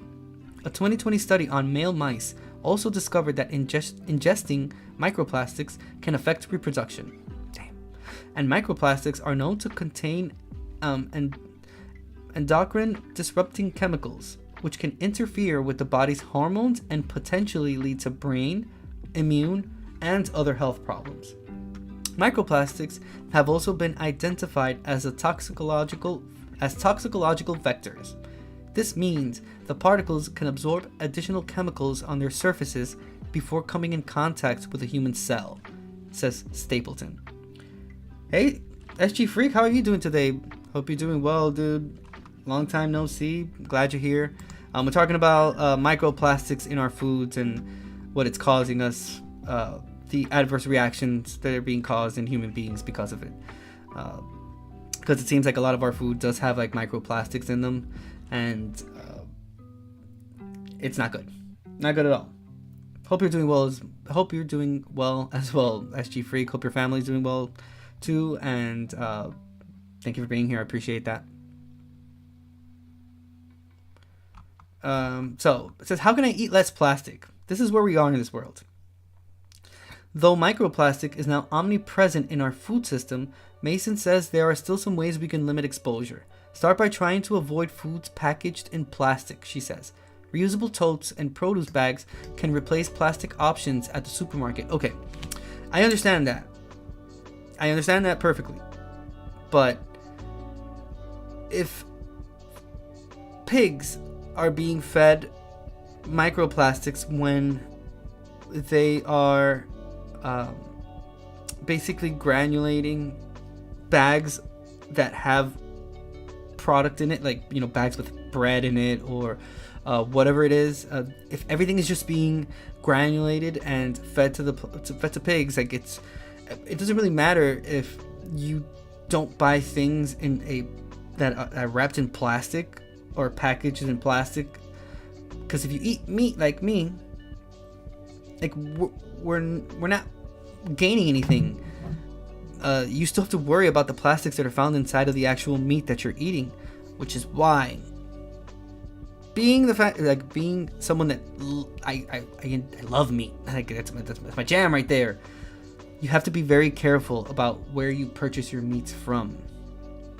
What you put in here will affect everything, and I'm a huge believer that where you source your food from, where you buy your things, like how they're made, if the meat that you eat, how it's raised, what conditions, what food they're being given, the treatment, dude, all that affects the end result. So you can tell, it's crazy, but you can tell when something is made, when there's like meat that comes from an actual farm, that they are taking care of that animal, and that animal is eating grass that is like actual grass, soil that has been taken care of. They're getting proper nutrition, proper water. They're able to like walk around in a farm. They have that contact with sunlight and whatnot. There's a lot of different factors that play into that end result of eating like good meat, bro. That is insane. So you have to know where you're sourcing your meat from. Don't just buy stuff, like don't just buy things from the supermarket. There's plenty of documentaries, especially like short ones on YouTube, that explain the type of meat that you should be looking for. Obviously, like they explain like the different cuts and whatnot, but they explain like tricks that certain supermarkets and certain food chains do with their meats, and how they make it look more presentable. And a lot of times it's all sham. It's just a way for you to just a way for them to get you to consume that meat. But it's been proven lots of times that, for example, like meat that's sold in like low budget supermarkets, they source it from, you know, these big chains that they, for example, like Harris Ranch, they don't give a shit about how their cattle is being raised. They don't give a fuck. They just care about the money. And it's obvious. We showed it in the last morning hangout we had. We saw aerial shots of Harris Ranch. It's on the I-5 between San Francisco and Los Angeles in California. Regardless if you're going southbound or northbound, eventually there comes a point in your drive where even if you put your windows up, it smells like death. It smells like death and rotten eggs combined together. And that's the methane that those cows have been producing for years, and it stinks. Fucking smells horrible there. So you can only imagine the conditions of that meat when after the cows are slaughtered and whatnot. But yeah, moral of the story: not only do you have to worry about the type of meat that you purchase and all that, and where it's coming from, the sources. You have to worry about plastics being introduced into the meat that you're eating as well. Dude, we live in a pretty fucked up timeline. We need Doctor Strange to change this because it's getting out of hand. Okay, so listen. Grocery staples like peanut butter and yogurt typically have plastic-free alternatives, albeit pricier ones, because that's another problem. Because obviously plastic is so cheap to make, companies just prefer to do things in plastic without taking into consideration that they could put it in carton, they can use things that can be recycled or that don't have that longevity that plastic has. It's like 450 years. Go loose leaf instead of using tea bags. Also, ditch bottled water, our largest source of dietary microplastic, and bring your own water bottle whenever possible.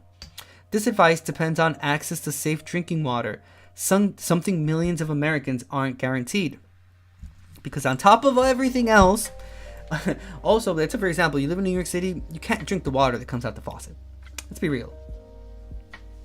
Supposedly, where I live here in Northern California, you can. Fun fact: Oakland, California, and I'll include San Francisco in there as well. They have like the cleanest water systems, so you can actually drink the water from the tap. That's what a lot of people do. They don't buy bottled water. But even then, in my opinion, the best route you can take is buying, like, refilling those big 5 gallons of water, because typically the ones you can find in supermarkets and whatnot, those are typically a lot, they've been processed more, so the water's a lot better. I mean, that's just my own personal opinion. I still drink the tap water here sometimes, but I go down the 5 gallon jug. I wish it wasn't plastic. I kind of wish it was something else, maybe like a stainless steel one or something, but apparently hasn't been created yet, so there's no way of purchasing it. It says, then bit by bit, try to eliminate household plastics like shampoo bottles and bubble wrap.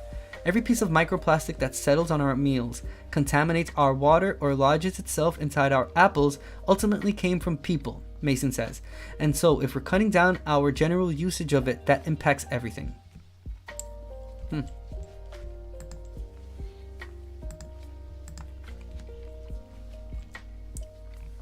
Which then leads us back to this article. Scientists say exposure to microplastics in human bodies is not inflammatory. It's written by Andy Corbley, published April 3rd, 2023. So it says, Japanese scientists have made a breakthrough discovery on the effects of ingesting microplastics, namely that our immune system is capable of protecting us from them. Microplastics have been recorded everywhere we've looked for them. In the jet stream, at the deepest depths of the ocean, and at the summits of remote mountains.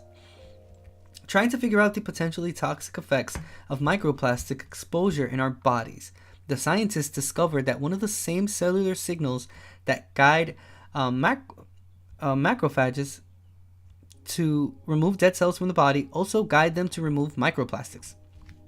Before explaining the finding further, it's worth understanding the process of apoptosis and efferocytosis. Apoptosis is the process by which dead cells are cleared in the body. When a cell is dead or dying, it signals to the body it must be removed, the job for a macrophage or a dendritic cell. Macrophages are the heaviest weapon in the immune system's arsenal because they can completely swallow pathogens targeted for removal. A macrophage receptor called TIM4 is designed to identify apoptotic cells and devour them, a process called efferocytosis or phagocytosis if done by macrophages. Once devoured, the dead cell is encased in a liquid pocket to prevent its contents from seeping out into the cell or the macrophage. Impaired efferocytosis has been identified in a dozen or more common autoimmune disorders like lupus, cystic fibrosis, and asthma. Interesting. If an individual is worried they may be exposed to too much microplastic pollution, other therapeutic measures could be used to try and offset this impairment, such as the consumption of senolytic compounds like grape seed extract, exercise, or heat stress therapy in a sauna. Oh wow.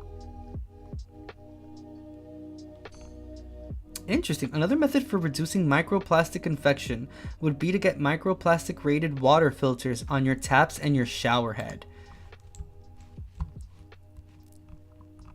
Because it also goes into your body through your shower head when you're taking a shower.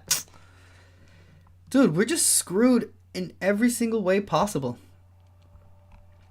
Oh boy.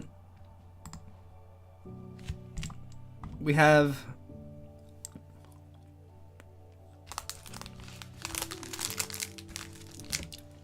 a dog and a goat are so close the shelter decides to only place them as a team. You should see my TikTok For You page. It's mostly cat videos. I love it. It's the best thing possible. Oh, it brings me so much joy. I get puppy videos from time to time. I mean, I get other videos as well, like comedy, and I get all like Karen videos and shit that happens, and you know, basically everywhere. But 70% of my TikTok videos are cats. It's the greatest thing in the world. Can't even fucking believe they're gonna ban this shit. Where am I gonna get my daily cat doses? Instagram sucks.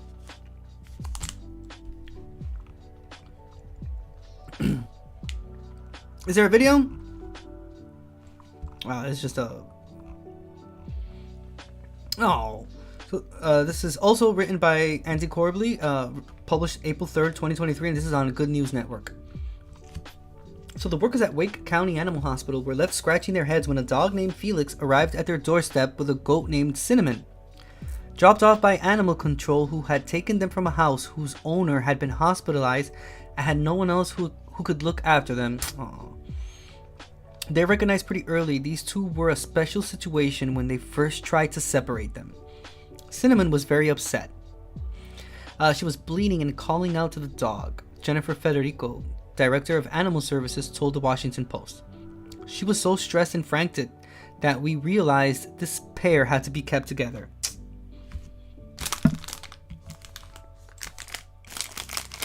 Dude, and there's actually people out there that say that animals don't have feelings. Like, they can't... There's this old superstition that animals can't feel pain.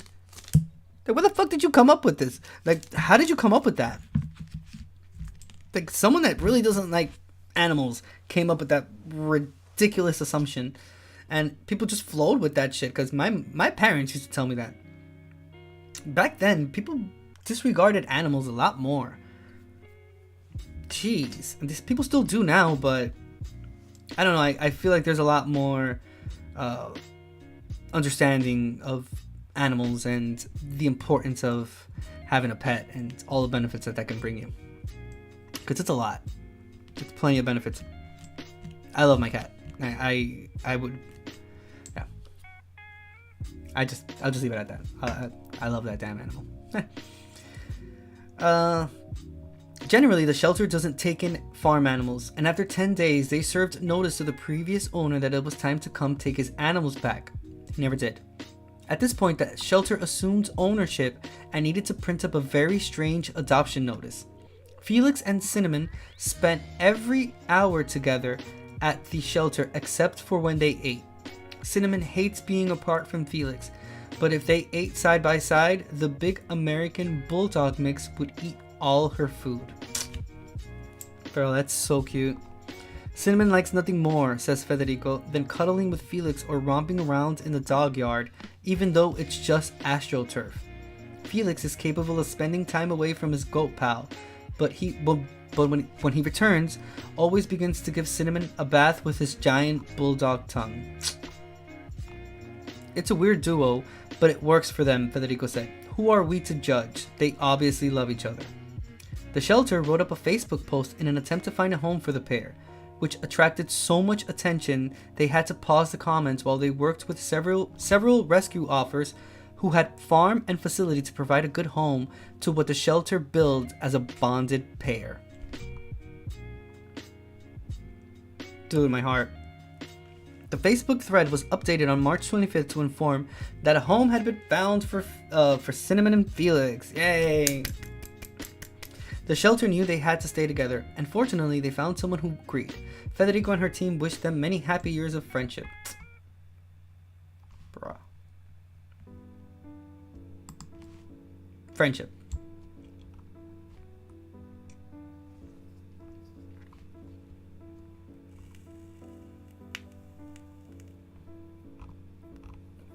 Let's see. Let's see what Google News has to offer. Okay, so this is the technology part. Let's see. Is your iPhone weather app flaking out? I didn't notice that. Probably is.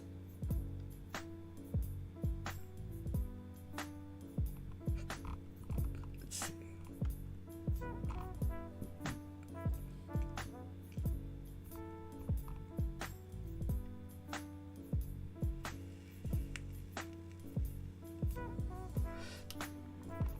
One of its most important phones. I don't even know what to say about Apple anymore.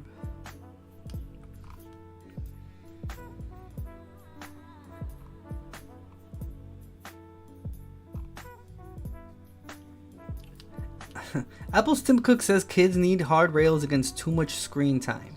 It's kind of ironic because he makes the same screens, so he understands the damage that could be done, but yet they still make them. So I don't understand. You can't really complain about that though.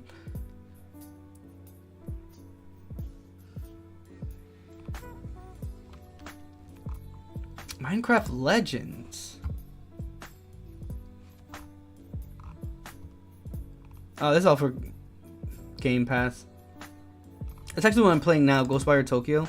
I've never seen this, like Minecraft Legends. Never heard of that shit before. Hey man, don't open up, just opening up stuff like that. Hey, it's pretty good. I'm actually enjoying this game very much. Ghostwire Tokyo.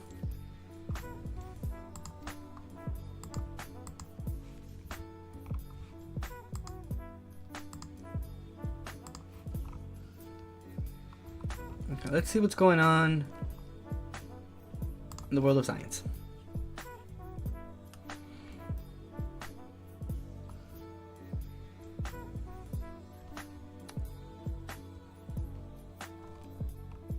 Huntsville tie. This is they're not gonna let me read it. This is definitely behind a paywall. The crew of 3 Americans and 1 Canadian will be the first humans to fly toward the moon in more than 50 years. Highlights from NASA's reveal of the Artemis 2 moon astronauts.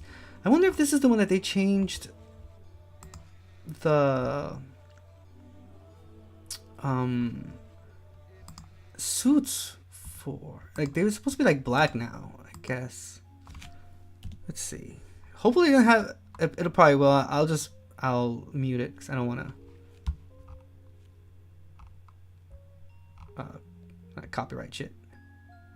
Yeah, humans have not ventured more than a few hundred miles off of the planet since the return of Apollo 17, NASA's last moon mission in 1972. Wow. After Artemis's experience on the moon, NASA hopes to chart a path to putting humans on Mars, while scientists expect to use what is found there to answer questions about how the solar system formed.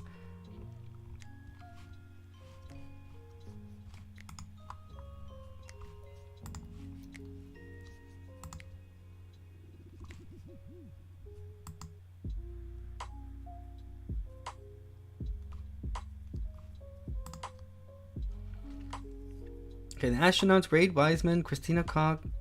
Let me see. Crew.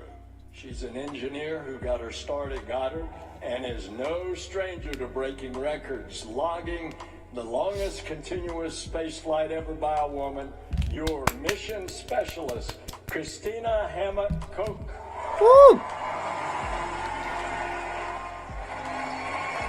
He's a Master of Science in Physics, an F-18 pilot, and a Canadian astronaut. your mission specialist, Jeremy Hansen.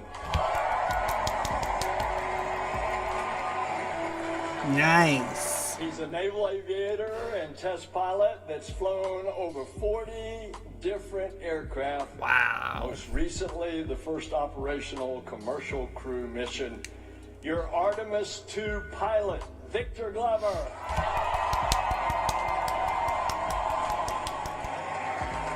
Dude, look how awesome the pictures in the back are for them. Dude, they did a great job. Test pilot and leader of the highest character. Your Artemis II commander, Reed Wiseman.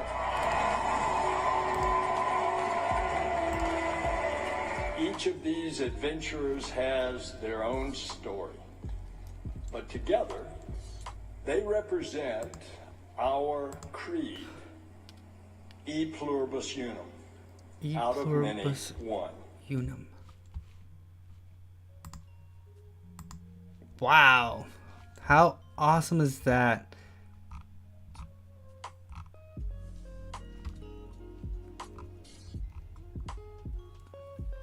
Apollo 17 astronaut Harrison H. Schmitt on the moon in December 1972, the last human visit. Wow. Nothing like seeing human advancements in technology. Wow.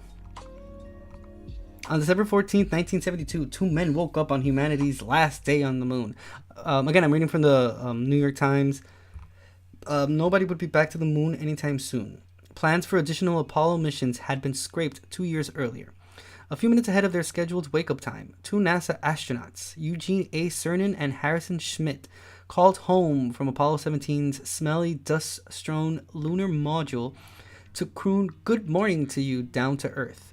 Mission Control responded with a blast of "Oso Sprach Zarathustra." I wonder what that means.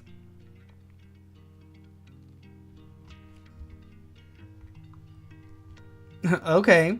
There's only 24 people in the history of the world who've seen the full circle of the moon, and they're all Americans, said Canadian Prime Minister Justin Trudeau in a call with Mr. Hansen, shared on YouTube. Well, you will be the first Canadian, the first non-American. This is a big deal.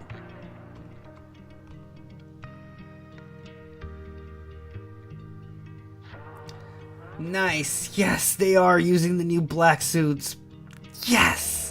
So engineer Jim Stein demonstrated the mobility of a new spacesuit to be used by astronauts on the Artemis III mission at the Space Center Houston last month. I did a morning hangout a few weeks ago, and we talked about this. It's one of the things that we showed. Bruh, how again, black is my favorite color, or lack of color, depending on your perspective. You're gonna be a dick about it, but dude, look how awesome this looks. Wow, man, that makes me so happy.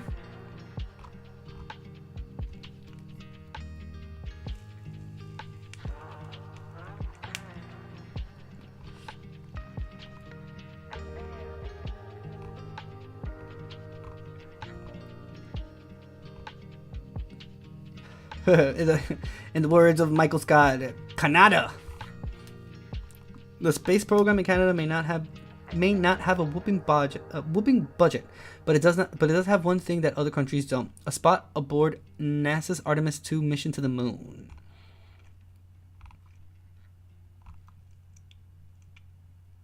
Oh shit! Look, your role in carrying out America's effort in space will be one of high inspiration. Buzz Aldrin, the Apollo 11 astronaut who walked on the moon, said in a post on Twitter congratulating the Artemis II crew.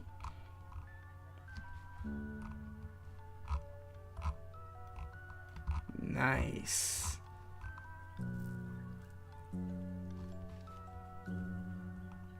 Okay, this is NASA commercial crew astronaut Sunita Williams training at NASA's Neutral Buoyancy Laboratory facility in Houston in 2019.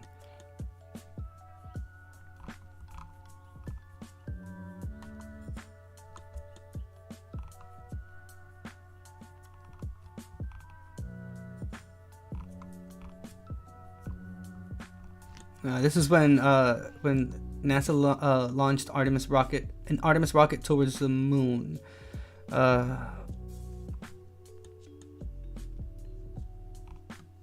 This was on November 16th at 1:47 a.m. The Space Launch System is now counting down to liftoff of Orion on its maiden voyage to the moon. And here we go. 10. Hydrogen burn-off igniters initiate. 7, 6, 5. 4-stage engine start. 3, 2, 1. Boosters in ignition. And liftoff of Artemis 1. We rise together back to the moon and beyond.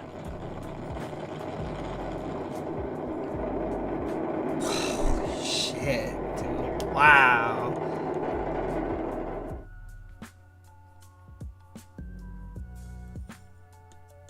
As you can see, we have confirmation of interim cryogenic propulsion stage from Orion. With the Earth in the background and the moon is our destination, Artemis generation, we are going.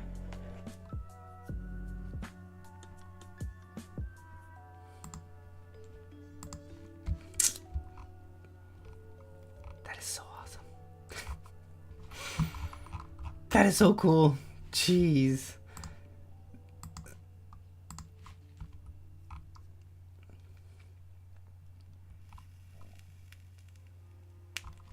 Let's see.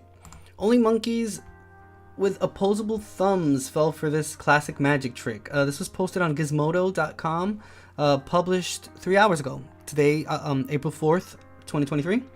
And it says scientists. It was written by Isaac Schultz. And it says scientists tried out the French drop trick in front of a different monkey species with fascinating results. Let's see if we can see the video. I have the video blocker. This is really screwing my...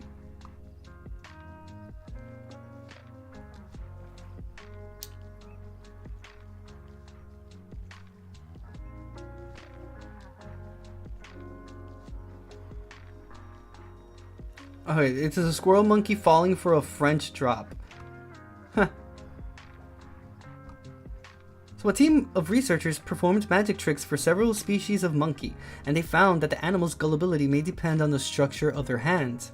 Specifically, the team found that the monkeys were more likely to be duped by the sleight of a hand if they had opposable thumbs. The research is published today in Cell Biology. Magic tricks are a great way to test animal intelligence, perception, and cognition. The researchers used a classic trick called the French drop to test the cognition of 3 monkey species: yellow-breasted capuchins, squirrel monkeys, and common marmosets. Oops.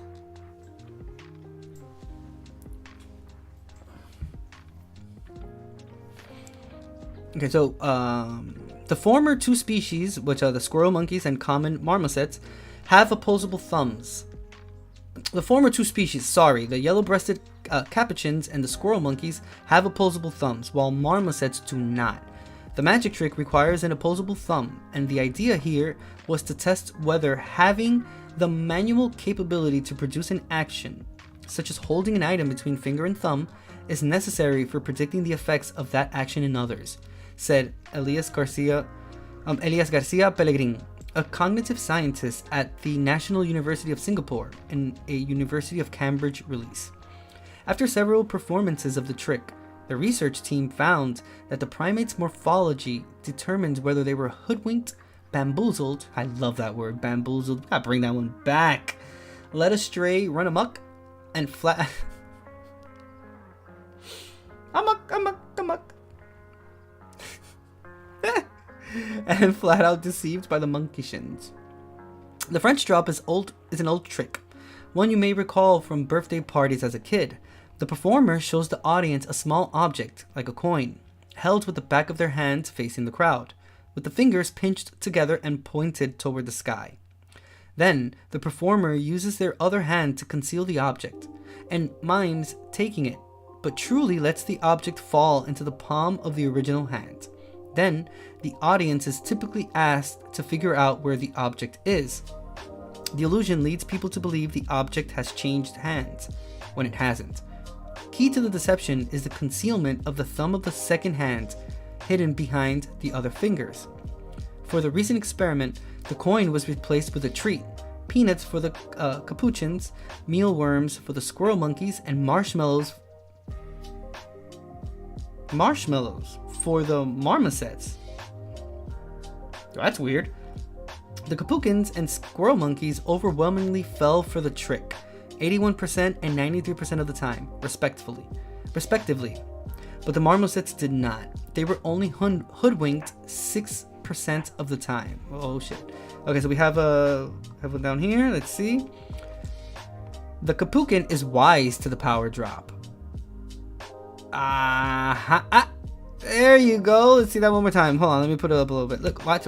So he goes, bam. You're not fooling me, bud. Who do you think you are? So it says, this mirroring in our neural motor system might explain why the French drop worked for the Capuchins and squirrel monkeys but not for marmosets, said Nicola Clayton, a cognitive scientist at the University of Cambridge, in the same release. To confirm that the marmosets weren't merely more perceptive to the switch, perhaps they could smell the treat while the other species could not, the researchers also performed a modified version of the French drop. This maneuver, called the power drop, was the same basic trick, but the treats were transferred using a grip all three species were capable of. The power drop fooled the Capuchins 81% of the time, and the squirrel monkeys and the marmosets 94% of the time, suggesting that the marmoset's ability to follow the trick was due to the positioning of the magician's digits. It's about the embodiment of knowledge, Clayton added. How one's fingers and thumbs move helps to shape the way we think and the assumptions we make about the world, as well as what others might see, remember, and anticipate based on their expectations. The scientists made monkeys out of the monkeys with some Alright, I like that one. The scientists made monkeys out of the monkeys with some simple sleight of hand, but don't feel too bad for the animals. When they correctly guessed the location of the treats, they got to eat them. Dude, that monkey's smart. Look at him. You're not gonna get me, bitch. That top one's like, oh damn. It's crazy because you guys are seeing it with that chill hop in the back, which just adds a lot more delight to everything. I'm actually gonna leave it here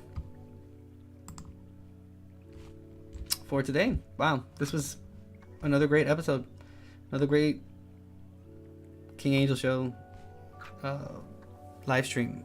I am extremely appreciative and blessed to have people stop by, engage with me, chill, have a conversation. I was able to have my first actual Spanish conversation and do a bit of a live stream in my native language, Spanish. That's my first jam right there.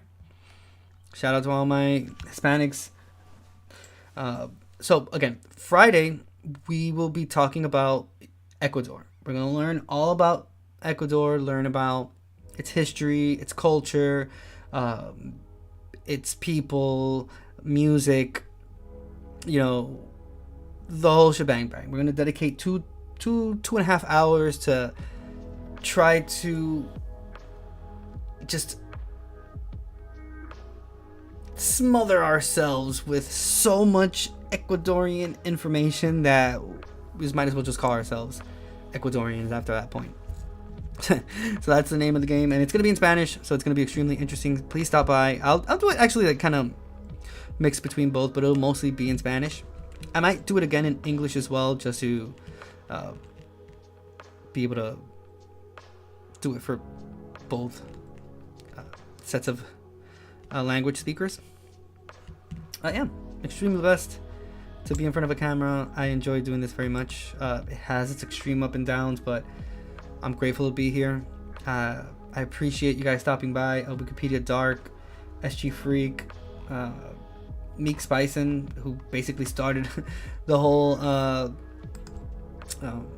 going down different rabbit holes. And we talked about Europa. Again, if you haven't seen the Europa Report, I highly recommend that movie. It's an excellent movie. Goes hand in hand with the topic that we were talking about this morning. But yeah, I'm gonna leave it here. Your boy's hungry. Really quickly. Oh wait, hold on. You guys know the drill. Join that Discord, King Angel's Entertainment Lounge. Link is in whatever about section or description box. We watch movies, music, album listens, documentaries. Sorry about that. We do a little bit of everything. Like I said, documentaries, TV shows. We learn. Dude, join that Discord. Let's chat. Let's talk. Let's engage. Let's have a great conversation. Let's watch things. Let's give our opinions. It could differ, but nonetheless, communication is key in us human beings. That's what sets us apart from all the other animals in the world. We have a noggin that we're able to use, so why not just use it together? Let's combine ideas. Let's talk about it. Let's communicate while we still can. The robots are going to take over. My wife's a programmer. She's the smartest person I know. I'm scared of how smart this person is. I have a funny hunch. She's going to create Skynet. I'm not even playing games. This lady is so smart. Like, incredibly smart. I wouldn't doubt it if she'd be the person creating the very destruction, creating the machines that would very well destroy the world. I tell that shit to her all the time. But I just see her work. I see the things that she does, and it's mind-boggling to me. Shout out to you programmers and coders out there and machine learning and all that. You guys are out of your minds. In a good way. But you guys are out of your minds. Shit, it's so confusing and difficult. When she tries to explain it to me, and I try my hardest to understand, but it's hard. It's really hard. Wow, I don't know how the hell she understands like the differences between that. But she does. She fucking explains it to me like a boss. And just sitting there like, that's crazy. Yeah, dude, she's so smart. So fucking smart. Smartest person I know. Amongst all the trillions of other great things that she has, dude, she's scary smart. You guys know scary smart. Come on now. We've seen it in movies plenty of times. They're the ones, they're the masterminds that create all of these things that end up doing something to Earth, or machines rising, or iRobot, or whatever the fuck it is, iLegend. Will Smith has a lot of I movies, so, and they all have to do kind of with the same subject. Or better yet, like a Wall-E kind of situation. She's gonna be the cause of all this shit, I'm telling you. Alright, I'm not gonna take your time anymore. I appreciate you being here. Thank you very much. I love being in front of a camera. Catch me tomorrow. We might be working on the it'll be creating the merch day 3. Just fixing up some things, maybe starting to work on the next one. Again, Friday, Knowledge is Power. We're going to be doing Ecuador. That's the topic at hand. We're going to learn all about it. It'll be mixed between Spanish and English, so it'll be a Spanglish kind of situation. I hope to see you there. And yeah, I'll see you tomorrow, 9 a.m. Pacific Standard Time, same place, Twitch, YouTube, Facebook. I can appreciate you being here. Join the Discord, support me over on Patreon for $2 a month. It actually, in this moment right now, would mean the world to me. What else? All across social media, please follow me over on TikTok. Join my public Discord, King Angel's Entertainment Lounge. You can use your Amazon Prime to further support me. And last but not least, you guys have a very, very, very wonderful day. Let me see really quickly if I am able to... Who is online? Wow, there's so many people. Shout out.